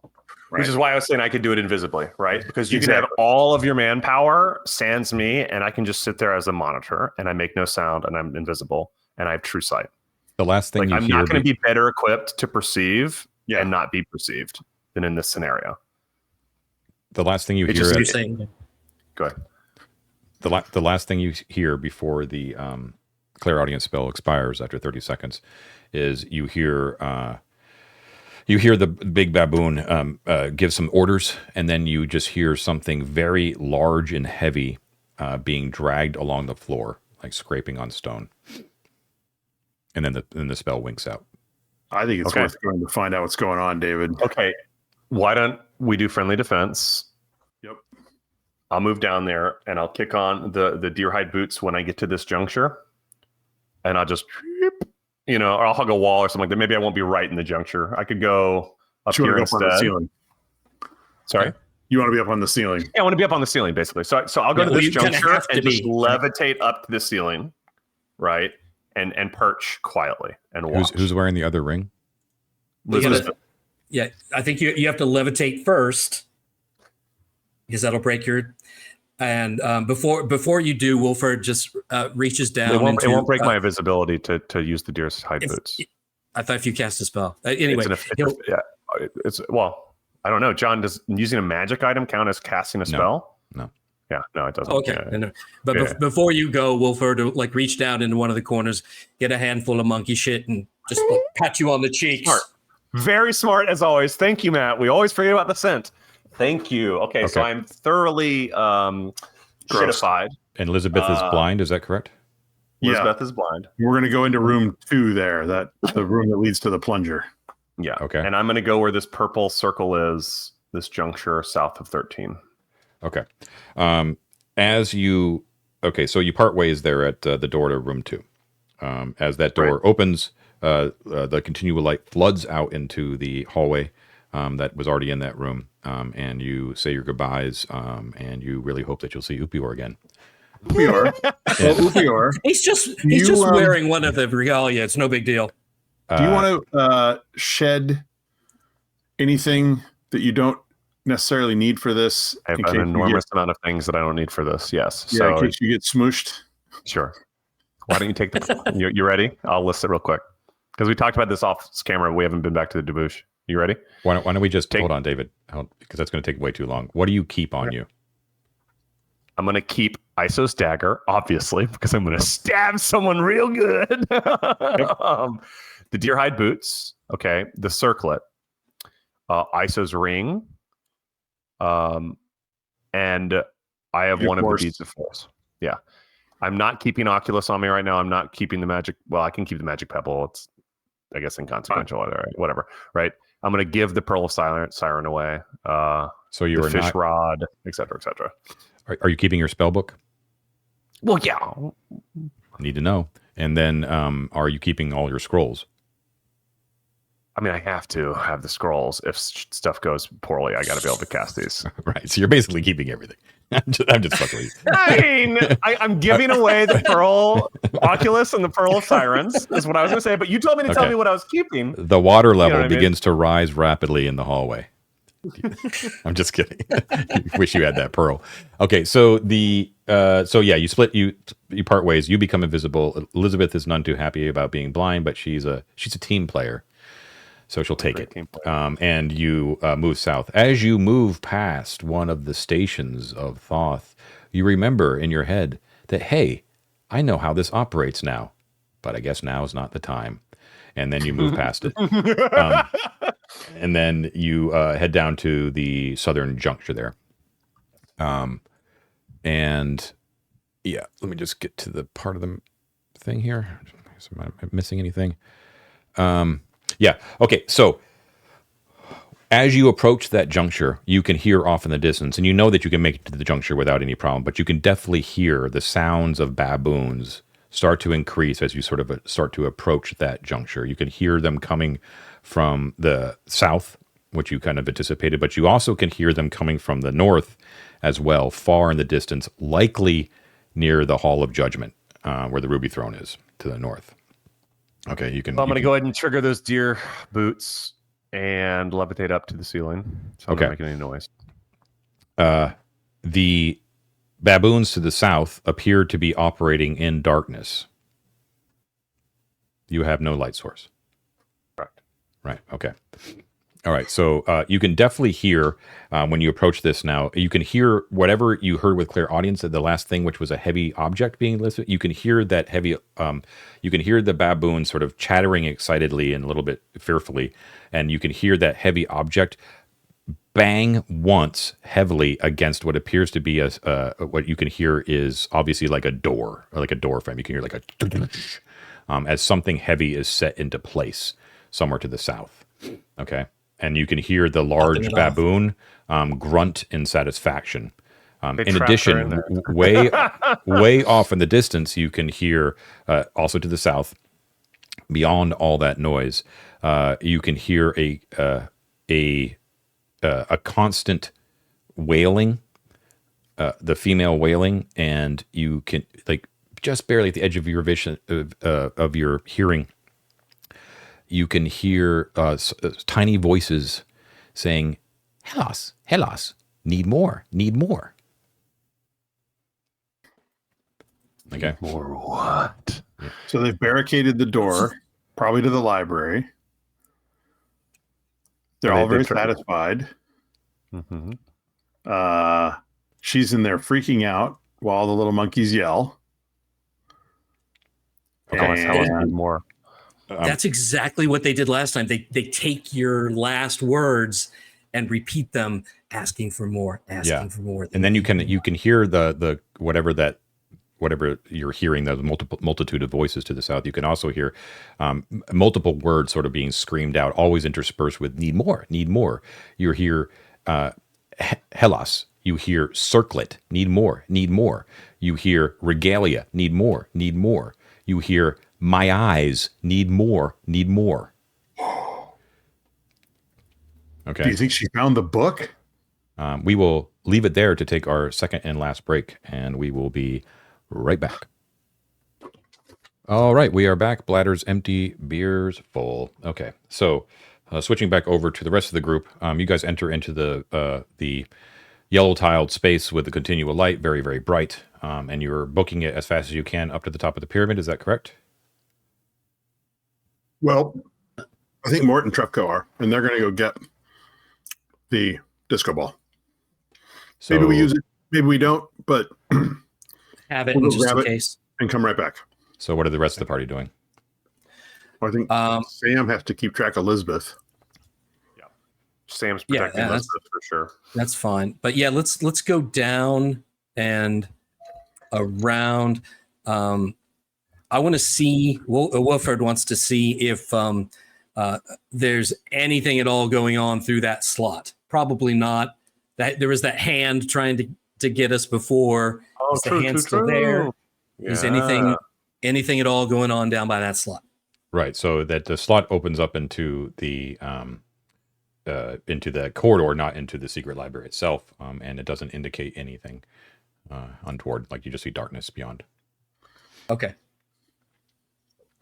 So the rest of the group climbs up the pyramid, teleports, and immediately plunges again back into the middle of the upstairs pyramid, or the downstairs pyramid, I should say, and grabs the disco ball.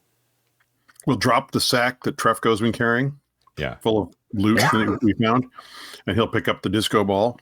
Mort will hold the torch. And we'll go back. Okay. All right. So that will take, I'm going to say, let's see. I'm going to say 2 turns for the whole thing. Yeah, okay. Sound fair? Yep. Yeah. Okay. All right. So, yes, you grab the disco ball. Your heart quickens as you're like, oh my gosh, is this really going to happen? And you lug the disco ball. Trefco, well, actually, Trefco handles it with ease. And again, just to be clear, since we've been called the disco ball forever, this is a very large almost like a hemisphere shape of glass, right? It is not actually like a full ball, right? And then there is the apparatus which it needs to be mounted upon as well, right? So, but yes, it is multifaceted and all that sort of stuff with glass. And you pop back into existence back in the pyramid here. You see Wolford down on the ground in the lower southeast corner, peers up at you, and what do you do? Tell him his underwear is showing, and then creep Well, you're back not up to supposed the to look. doorway. The doorway into the hallway to the north, and moving carefully. Yeah, we don't want to make any noise or clattering, banging the. Another turn passes. It's now 1 p.m. Yeah. All right. So that took us 3 turns. I don't know where that puts us in comparison to David. So yeah, Upior, back you're floating up on the ceiling there. How long does that levitation last? I think it's infinite. I'll look. Hold on. What I have on mine is levitate 20 up or down per 20 feet per round. I don't have any details beyond that from our description, so I assumed it was indefinite. But do we have information? Do you have a page number for the boots? It's page. Gear, hide, boots. Page 201. One moment. All right. Yeah, we don't have anything listed in terms of a duration. Yeah, no, it's infinite. Okay. Up and down at will. Hell yeah, brother. Okay. So yeah, so you've got some time here. So you're still only sort of watching as close as you can, but you can't really see anything because everything's dark. All right. And you what you do see, I think, is you hear the baboon sort of chatters. It appears that most of them are not moving anywhere. However, because it's coming right directly underneath you, you do see a few baboons start to trickle back in towards your direction and kind of go right underneath you and back north towards the well of light. A few of them. They don't seem to be like running or anything like that. They seem to be sort of, carefully moving backwards. When you say a few, how many do you mean? I'd say you probably see like 3 pass underneath you. Yeah, there's not much I can do, guys, to intercede with them right now. Do you want to like clairvoyance into the library and see? Well, that's what my next thing was going to be. Here's the thing. I've been debating this since our break. Clairvoyancing into the library presumably will confirm partially what we already know, which is that Neferet's in there. Whether Neferet is alive or not is a question mark, right? But we know Neferet's trapped. Now, that doesn't mean it isn't still useful to have confirmation there. Clairvoyancing into Garalad's quarters will tell us who is leading the baboons and how many 4-armed apes are over there. More than likely, right? I don't think Garalad's alive anymore, but that's where they were defending. In other words, the 4-armed apes are all over there. It sounds like, correct? So is it more useful? Maybe not, but is it more useful for us in this juncture to have a sense of their numbers and their leadership, and if Cisco's down there, or to confirm that Neferet's trapped, dead or alive? I would argue it's more useful to confirm about Neferet because A, that's the mission at hand, and B, when we heard the little ghost monkeys in there saying something about eyes, I'd love to know if she still has a pair of eyes. Sure. Right? Garalad, Ever? we can clairvoyance him another time, right? Like that's not the mission. I agree. Yeah. Okay. It's more of whether we're worried, and while you're setting this up, the reason I mentioned is if y'all start setting this orb up, we have 3 that have already patrolled up, and when I find out that there's 4 4-armed baboons down there, and they're about to come wreck your shit. It's useful to know that because that's the urgency of the moment. The risk is not posed by Neferet.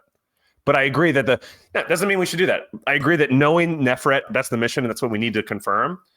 Yeah. Because if we leave and she's alive and gets past the barricade, we're back to square one. So I agree that knowing and pursuant to that, okay, that's what I'll do. Okay, Or Matt, sorry. I have 2 thoughts, right? Sure. Here's the advantage of clairvoyance in there. If she's alive, moving around in there, and you can't see the invisible stalker trying to kill her, right? That means either she's some kind of weird undead kind of thing, right? Not herself anymore, or she like destroyed. Well, and I'll be able to see her because I have true sight, so she's not invisible to me. So I should. I'll clairvoyance. First thing I'll do, John, is I'll clairvoyance the Library of Thoth. Third one of the day. Okay. So you use your last one. So you use your clairvoyance into the library. It shows a scene of chaos and horror. Okay. The layout of the library looks precisely the same. Those weird baboon like robed zombie things are no longer there, right? But the you see that beyond the pillars to the south, within the stacks, basically, is Neferet is being actually engulfed by a wave of extremely large, much larger than you remember encountering, baby baboon cubs. Except now they're like they're still cubs, so they kind of look cute, but they're as large as regular baboons. Oh, God. Okay, and there are hundreds of them. And they are all basically swarming over the female form of desiccated Neferet. You can see like her clawed hands sort of like reaching up, like desperately trying to get out and like yanking like one of these creatures and throwing him to the side. All the creatures have all their lips pulled back and are just devouring her whole. And as her screams sort of dissipate, their screams increase, mimicking her own. And so you hear a lot of no, need more, no, stop, need more, stop, need more, curse you, stop, and like they start to drown out her until there is absolute silence. Oh, actually, you wouldn't be able to hear any of this. I guess you would hear it sort of faintly through the door. I would see it though, but you're seeing it. Yeah. So you can clearly see that this is Neferet, and then only basically because of like the wrap bandages around her withered arm, right? As she kind of reaches out, but then you just see like this wave, like a carpet of baboon cubs, just like basically like swarm over her. And then at the very end, I would say after like the 30-second duration of the spell, you see the baboon cubs sort of scatter away and into the stacks. And there's just like a form on the ground which is barely recognizable as once having been a female, like tattered and shredded and no blood, but it's bad and it's like unmoving. And when you sort of focus your vision a little bit and you look down at the form, she's like on her back, basically, sprawled in an ungainly, bones broken and all that kind of stuff. And you look at her sallow, hateful face and you see that where there once were two glowing yellow eyes are just black pits. Yes. Yes. I have one more question, John. That being the case, is there any evidence that I can see that those eyes were ripped out by the apes, or that the book that affected Lothar is sitting in the library right now? It looks very much like the same thing that happened to Lothar. There's an easy way to check, David. All you got to do is turn to page 8. That's all you got to do. That's good to know. Okay, but I don't see the book anywhere. You don't see the book, no. No, Does she he went see straight to Hellas's rooms, right? So found the book, got her eyes ripped out, staggered out, ended up in the library. Did he see any indication of the stalker, or is the stalker gone? So you don't see the stalker in the room. Okay. And the Iron Circlet is also not picking up through your clairvoyance anything secret in the room either. Okay. Right. I'd like to do, unless you guys have more questions, I'd like to do one other thing. Okay. I want to do clairaudience in Gerlad's room. Yeah. Oh yeah. I love it. I love it. And You listen. can hear him snoring. Okay. Clairaudience Druid in flatulence. In Gerlad's chamber. Yes. You hear nothing but like You hear like the soft sort of wheezing of like a fungal thing, sort of, emitting spores, but you do not hear any indication of a human being in there. Interesting. Do I hear adjacent to? I mean, obviously, I'm listening with my own ears. In Claren, do I hear anything adjacent, like right outside the door to his room? That's loud, or no? Interesting. Where did the apes go? Like they scattered once they barricaded that thing up. They yeah, but I haven't seen a forearm, Dave. Is what I'm saying. So are they in like the kitchen or something like that? You know what I mean, or like the cook's quarters, maybe. Anyway, okay. So you have one use of Claire audience left for the Iron Circlet. Moving back to the rest of the group, what do you guys do? Well, we don't know any of this. Right. So operating under the assumption, as Mort would be, that the apes are gathered still in the southern end of that corridor. Mort can Mort carry the disco ball by himself? No. Okay. Under normal circumstances, it would require two people to kind of. Okay. Yeah. Wolfherd might be able to with his fancy girdle. But Wolfherd does not have infravision. That's true, but go ahead. Well, what I was going to say is, if Mort could just sneak out there in the dark, and see things coming, that would help. But, the girdle can be taken off. Can see in the dark, right? So Trefco can see in the dark. Yeah, Trefco can see in the dark and can carry the ball. Wolfherd can definitely carry the ball by himself, cannot see in the dark. But the girdle is, of course, removable. Oh, so it's got a little bit of funk to it. I'm not going to lie. I know. Belly button lint. Trefco could put the torch down, or I guess Mort's got it right now. Mort can put the torch down. Him and Trefco could try and go and run out and set that thing up. How long? We've seen the tripod, John. It takes a turn. Seen the disc, one turn. Mm-hmm. Okay. Set up. Mm-hmm. So if we just ran out the door and barreled 10, 20, 30, 40, 50, 60, 70, 80, 90 feet without throwing caution into the wind and set it up as soon as we got there. 2 turns or 2 turns? 1 turn. Yes. What? 1 turn to move there, another turn to set it up. Yeah, okay. The thing is, you're fully exposed in the light in the center of the room. Baboons just, like David saw, 3 go to the north right through that way. I wonder, if we, it's not super exciting. This is the middle of the night for them, right? Like, we learned that their sleeping habits are that they sleep during the day usually. This is an unusual thing. It might settle down. They might go back to bed, which is towards the east. I don't know. John, I have a question. Well, we also know where Cisco sleeps if Cisco's alive, because Trefco told us, which could be relevant with any silent assassinations we might want to achieve right now. Mm-hmm. But I know for a fact that these pits of like fire or lava exist in the Ruby Throne Room, correct?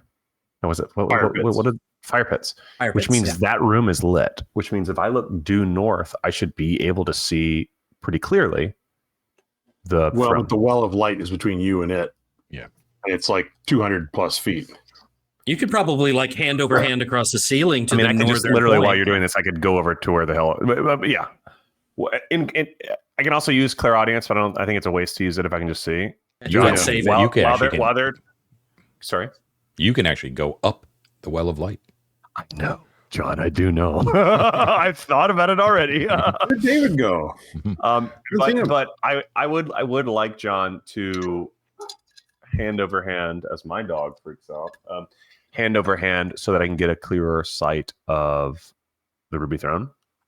So just position myself, I guess just north of it here, and see what I can see. Okay, 1 sec. So, okay. So the pits themselves are not glowing. Well, So they were under rugs. I don't know if they put the rugs back too. they were, yes. But there were torches in there, right? Or no? But there were Am I torches, misremembering? yes, correct. So the hallway itself is completely dark. But if you move to the northern side of the Well of Light and you look in there, once again, you're looking at a very far distance. So it's like you can make out absolutely zero detail, just to be clear. What you see is that there is light there. And at the very far end, like at the far end of the corridor of pillars, is like you can see like the glinting red of the throne there. And there is definitely a large body that is sprawled across the throne and is unmoving. But like I said, you can make no details out. You can just see that there is something that's obstructing like the perfect geometry of the throne. You know? I mean, and to be clear, it's not.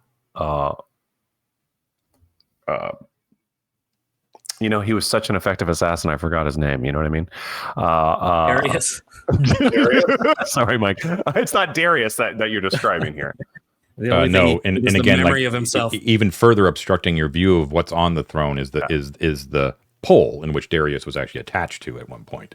Well, John, I'm like slowly going to hand over hand to the throne room, and I'm going to stop at this juncture here before I enter into it. Which juncture? Just the south entry. Okay. Before you even exit the Well of Light, you could definitely hear the sound of baboon voices coming from the north. Okay. You This continue is to mission go. creep, David. What's that?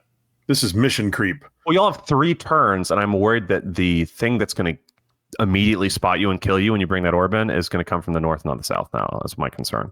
Yeah, Because I listened south and I didn't hear much, and so if there are any patrols, I'm worried the risk is that's why I'm doing it. In other words, I'm not doing it just to I realize that, but on the other hand, you have no way of communicating any of that to us, and so we're operating in a vacuum. I mean, we can do the Morse code thing. I mean, I'll we just be would visible when I do it. Yeah, and we can know that everything's okay because the invisibility and the blindness hasn't ended. Precisely. Right. So it takes a turn to get to that juncture, David. And we're assuming that simultaneously the other party is moving carefully towards the east, towards the Well of Light. When you get to the edge there, you can clearly see into the Hall of Judgment now. There are numerous baboons that are sort of all around in that hall, like way more than you could handle by yourself. Just to be clear, like there's a lot. Okay. Yeah. No, I gotcha. Yeah. There is no one attached to the pole. However, your heart goes into your throat as you recognize what the form is on top of the ruby throne. Splayed, all 4 arms draped backwards across the throne as if it was some sort of like ermine cloak. Is the white furred shape of what you can only assume is Cisco, and he is very, very dead. He has multiple rending wounds on his body, and he's sprawled out. And you can see that, like the smaller baboons, there's a whole bunch of them that are actually sort of attached to him, and they're doing that sort of ape thing where they're sort of like picking through his fur, but they're doing it in a very sort of gentle way, and you can see that they're very... like they're grieving, like they're very unhappy. You know what I mean? I feel bad. I feel bad for Yeah, his like tongue's like lolling out of like his bared teeth. You know what I mean? It's just like like sprawled out on the throne. No sign of Geralad. No sign of Geralad. I think Geralad just like left, y'all. But maybe he didn't get killed. Maybe he's dead in his bed. But and there is blood everywhere on the ground. Like just streaks and random things, and you see multiple corpses of regular baboons as well, like dotted around. Letting Neferet loose maybe wasn't such a bad plan after all. The door to there are 2 doors leading out to the north. The western one is open. That makes sense. Okay. Yep, she went up the stairs, went through the throne room. Okay, now back to the regular group. You guys are so who is hauling the disco ball? Prefco's still got it. We're still in room 2 there. We haven't decided what to do. Yeah, I don't think we've gone down that hall. Sorry to interrupt one thing, John, just as a reminder, because I suspect the other secret door is somewhere in this passageway. Did I see the other side of wherever, like Cisco's quarters, the secret traversal that traffic went? Okay, good. Okay. All right. Yeah, I'm a little puzzled about what Trefko was talking about. So, yeah, I was hoping David would come back and one of us be invisible. I don't suppose anyone's carrying a potion of invisibility, actually. What do we got? I think you are. I think one of your characters was. I don't have a potion of invisibility. You can wait for for Upior to come back if you want. It took me a turn. I've got a potion that I've never tested, and then that red hot liquid we just got from Dano, and then a potion of heroism. Yeah. Elizabeth has a potion of molasses and a potion of flight and an icy potion that's presumably some kind of cold effect. Yeah.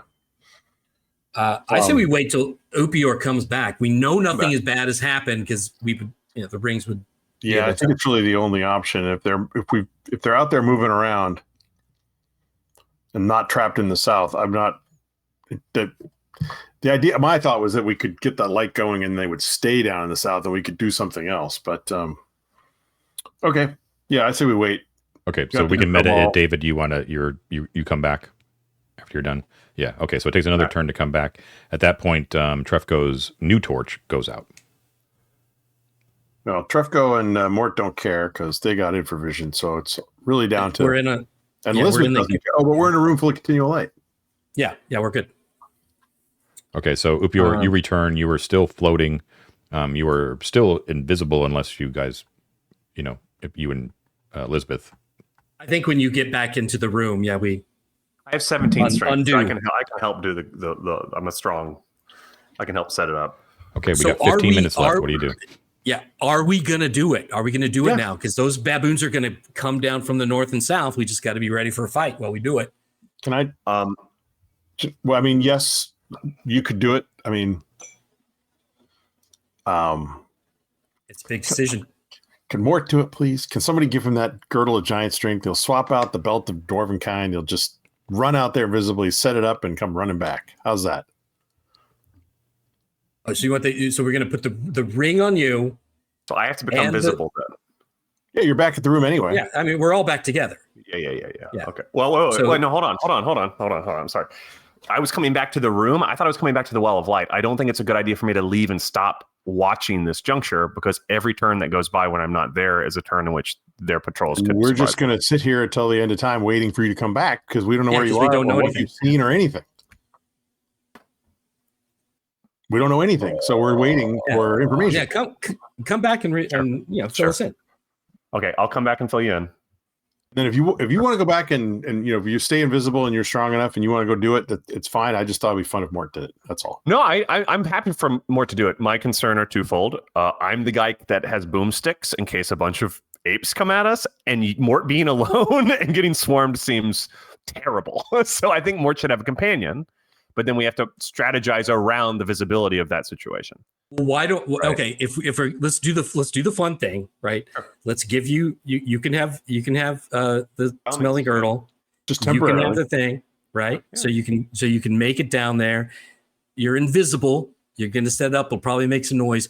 We can lurk in the hallway that runs east and west, so that if we need to, we can run in and try to save you. And actually, Trefko could come with me, and who would notice a 4-armed baboon walking into the Well of Light? I think they would notice. They know Trefko. Yeah.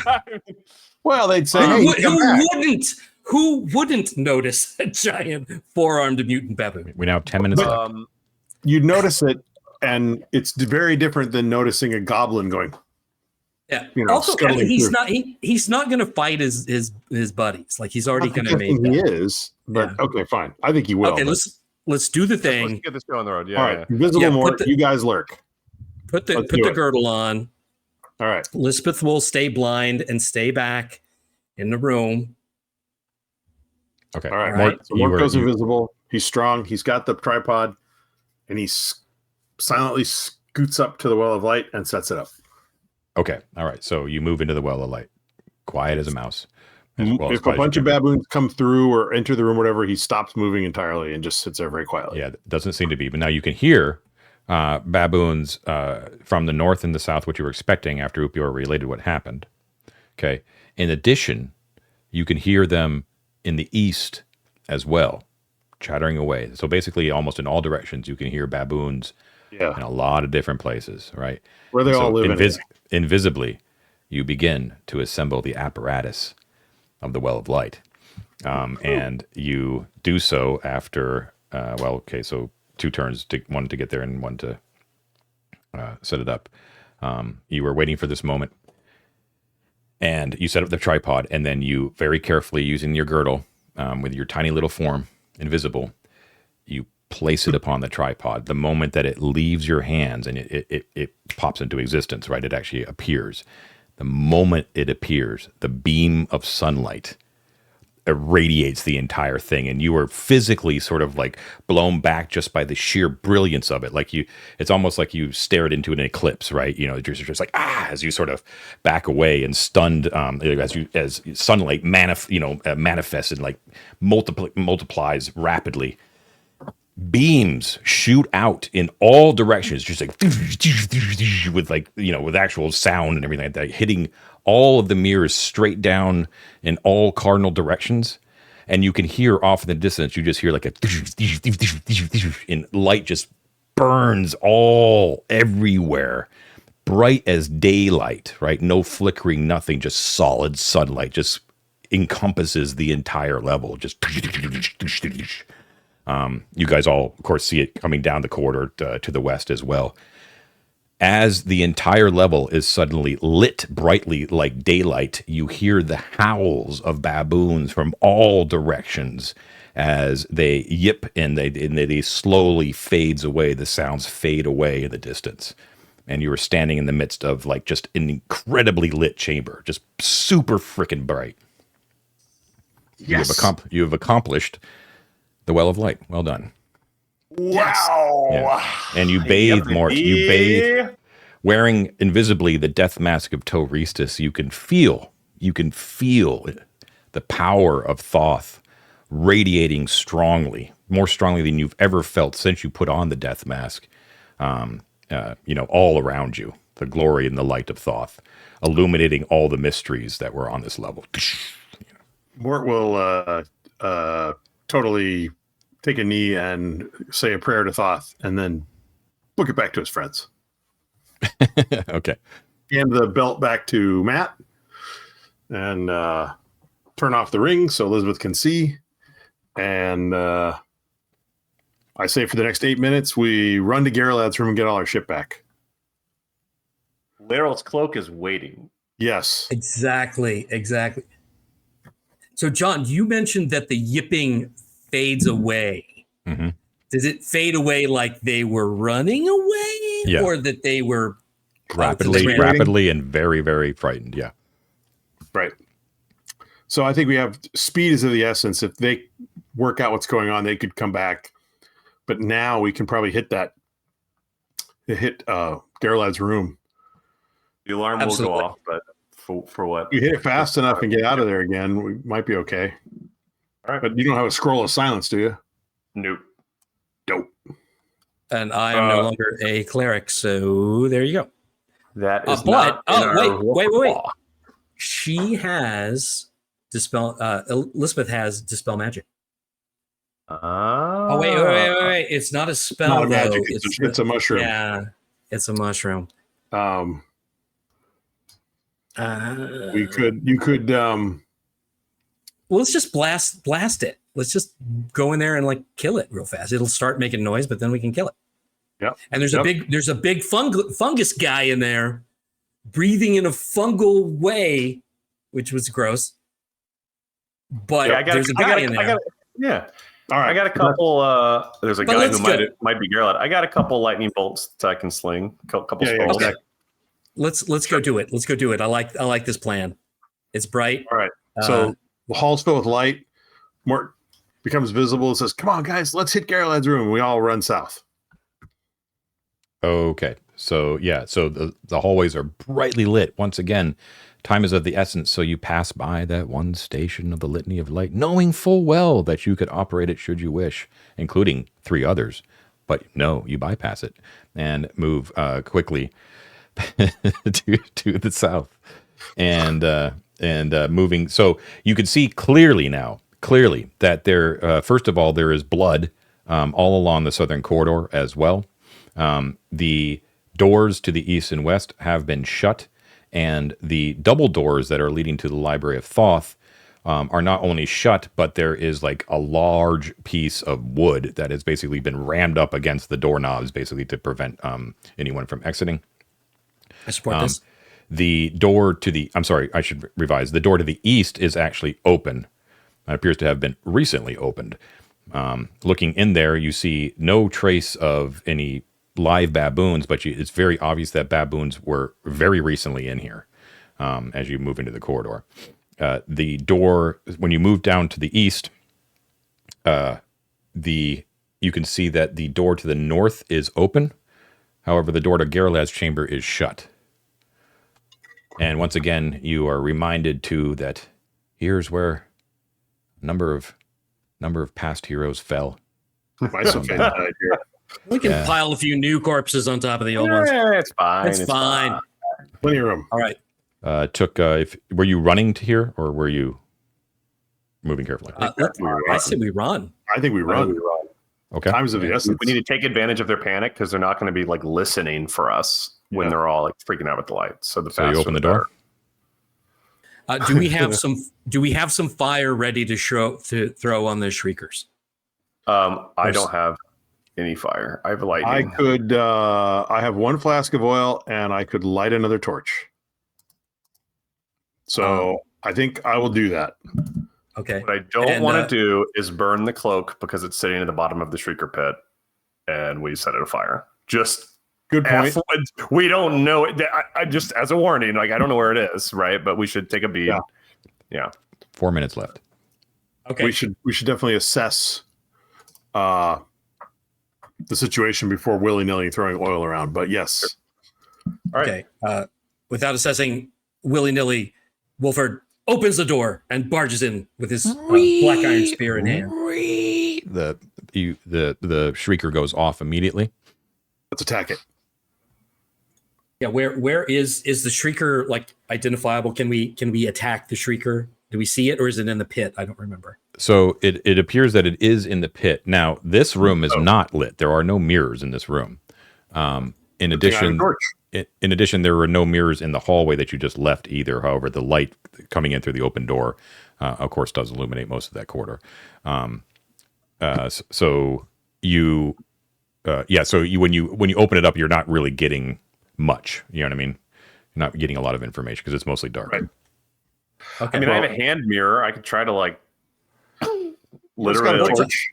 Okay. Yeah, toss the torch in. Yeah, Mortal toss the torch into the room and come in, shield up, sword out. Okay. So you enter into the room. Again, in this room, the whole place is kind of painted with a pale green coat of paint. And there's a bunch of botanical and animal images in here, like a jungle, kind of gives the vibe of like a jungle grove. There's a hammock hanging from the northeast corner. There's a wooden stand that has a large parchment drawing of a baboon's anatomy with a bunch of annotations that were written by Gerlad. There is a small side table that has the upper half of a marble statue of a human. It's very detailed and very realistic. And then along the south wall is this mulch pit, right? And you can't really see over the lip of it yet where you are, but we're going to leave it here whenever you're attempting to. You can see that you could hear that the source of the shrieker is coming from that pit. As you're sort of approaching it, you're like, quick. You actually see two mushroom-headed fungal foresters is what they're called. They sort of like rise out of the pit in the middle of their stalks, like two like dark almond-shaped eyes sort of like pry open. Exhibiting spores sort of raining down from their spore cap as they sort of rise out of the pit and focus their eyes on you with a deadly intent. And I think we'll leave it there. Pretty good place to do so. Don't get that Clocolero. But yeah, as far as you know, that's the last place where some of your precious treasure, Clavum, the cloak, were all taken. No sign of Gerlad in there. Yeah. Okay, very fun episode, guys. A very momentous thing where the disco ball has been put into effect. Yes. The whole place is lit like daylight. Oh, yeah. Well done. Okay, so that is it. Thank you, everyone, for listening and or watching to 3D6 Down the Line, the most criminally underwatched actual play series on the internet. Please don't forget to like and subscribe. And if you have the wherewithal, please sign up for our Patreon to get a few extra bennies, access to our exclusive Discord channels. And in addition, please join the Discord regardless, because it's public and it's free. And there's lots of cool people on there who are talking about all sorts of interesting things day and night. Thank you, as always, to all of our Patreon supporters, our explorers, our delvers, and especially our conquerors, who are, David, take it away. Hello. Thank you, everyone. Our newest conqueror is Zachary Hall. Thanks for joining us, Zach. As for the rest of you, thank you, Saps, Papa Bear, Zach Shiflett, Familia Mirando, Mercury 605, Ruben D. Collar, Dave Rosser Jr., Andrew, Dakota Nielsen, Cam, Stephen Casenberry, Brad and Aiden, the Logan family, Karbrowskis, Chad Cartier, Magic Meat Machine, Tom Leary, Phil, Jeff Takas, G Tokyo Time, Terry Barney, Eric Lawson, Mando NZ, Faisal, James Doig, Nefarious Gamer, Grunt, Andrew Schroker, MM, Michael Schilling, Stefano Di Maiolo, Ash Gabriel, the Hex Brawler Twins, Summon Toast, Adam the GM, Scott Yearsley, Mech Jack, Kick Maniac, Dyer Grew, Tom Eric Garrettson, not Matt but not least, and the rest of our lovely Matts, Matt Mason, Matt Gardner, Matt Koenig, and Matt Young. Thank you so much. It means the world to us. Thank you so much, supporters. We really do appreciate it. Everyone, have a great week, and we will see you next time. Bye now. Thank you. Thanks, Thank John. you, John. Thanks, John. Bye-bye.